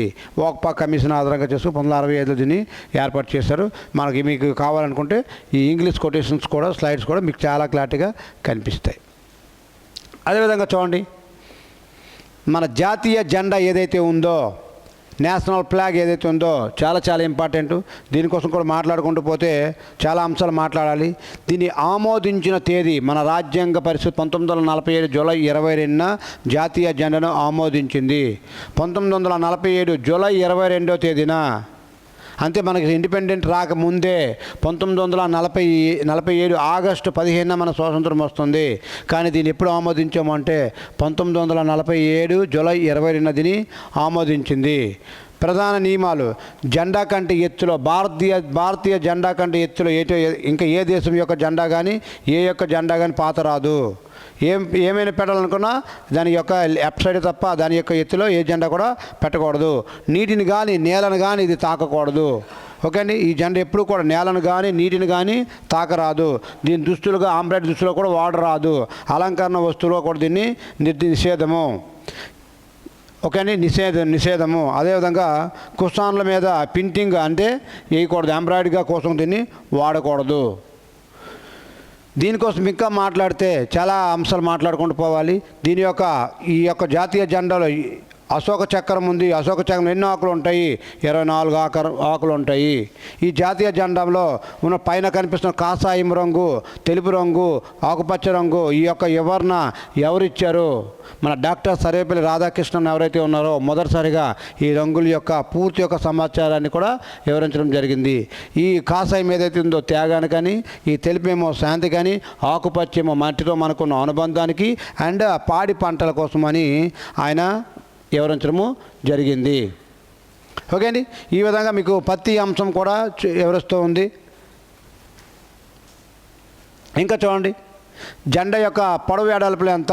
పొడవేమో 3, ఎడల్పు ఎంత? 2. జెండా యొక్క ఇది పొడవు 3, ఎడల్పు 2. ఇది 2, ఇది 3. పొడవు ఎడల్పు అడిగితే 3:2 అని చెప్పాలి.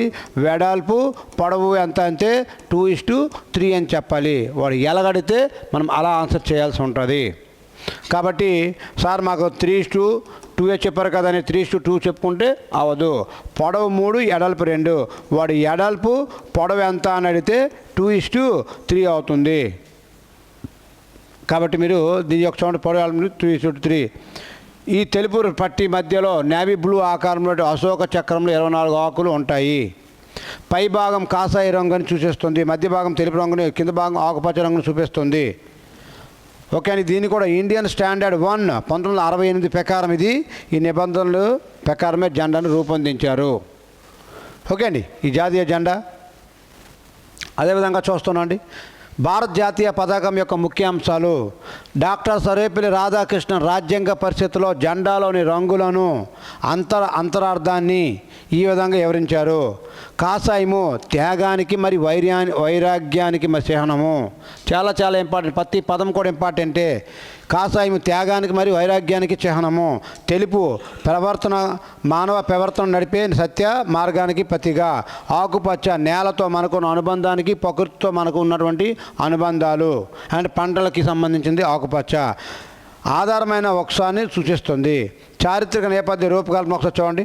1921 సంవత్సరంలో మొదటిసారిగా మన జాతీయ జెండా ఏదైతే ఉందో మన రాష్ట్రానికి చెందినటువంటి వ్యక్తి పెంగళి వెంకయ్య ఎవరైతే ఉన్నారో 1921లో మచిలీపట్నానికి చెందినటువంటి పెంగళి వెంకయ్య త్రివర్ణ పతాకాన్ని రూపొందించారు. ఈయన్నే జపాన్ వెంకయ్య అని కూడా అంటారు అండ్ జెండా వెంకయ్య అని కూడా అతన్నే అంటారు. పెంగళి వెంకయ్యనే జపాన్ వెంకయ్య అంటారు అండ్ జెండా వెంకయ్య అని కూడా మన పెంగళి వెంకయ్య ఎవరైతే ఉన్నారో ఈయన్నే అంటారు. ఓకే అండి, ఈ విధంగా జాతీయ జెండా అనేది మనకి రూపొందించడం జరిగింది. ఈ విధంగా మనకి ప్రతి అంశం కూడా మీకు బిట్టి మిస్ అవునంత విధంగా ప్రతి అంశం కూడా వెళ్ళడం జరుగుతుంది. అయితే ఇలా రూపొందించినటువంటి జాతీయ జెండాని మొదటిసారిగా 1931 కరాచీ సమావేశంలో జెండాను అంగీకరించారు. 1931 కరాచీ సమావేశంలో అంగీకరించారు. మార్పులు కాంగ్రెస్ జెండాలోని చరకా స్థానంలో మొదట ఇక్కడ ఉన్నటువంటి అశోక చక్ర స్థానంలో ఉన్నటువంటిది మొదట ఇక్కడ ఏముండేది అంటే చరకా ఉండేది. చరకా ఏదైతే ఉందో చరకా ఉండేది. కానీ కాంగ్రెస్ జెండాలోని చరకా స్థానంలో సారనాథ్ అశోక ధర్మచక్రాన్ని చేర్చి ప్రస్తుత జాతీయ జెండాగా తీర్చిదిద్దారు. ఆ చరకాన్ని తీసేసి సారనాథ్లోని అశోక ధర్మచక్రాన్ని ప్రస్తుత జెండాలో తీర్చిదిద్దారు. బిట్టాడితో జాతీయ జెండాలో. ఓకే, నెక్స్ట్ వీడియోలో మీకు ప్రతిదీ కూడా కంటిన్యూ చేస్తాం. Okay, thank you very much. జై హింద్, జై భారత్.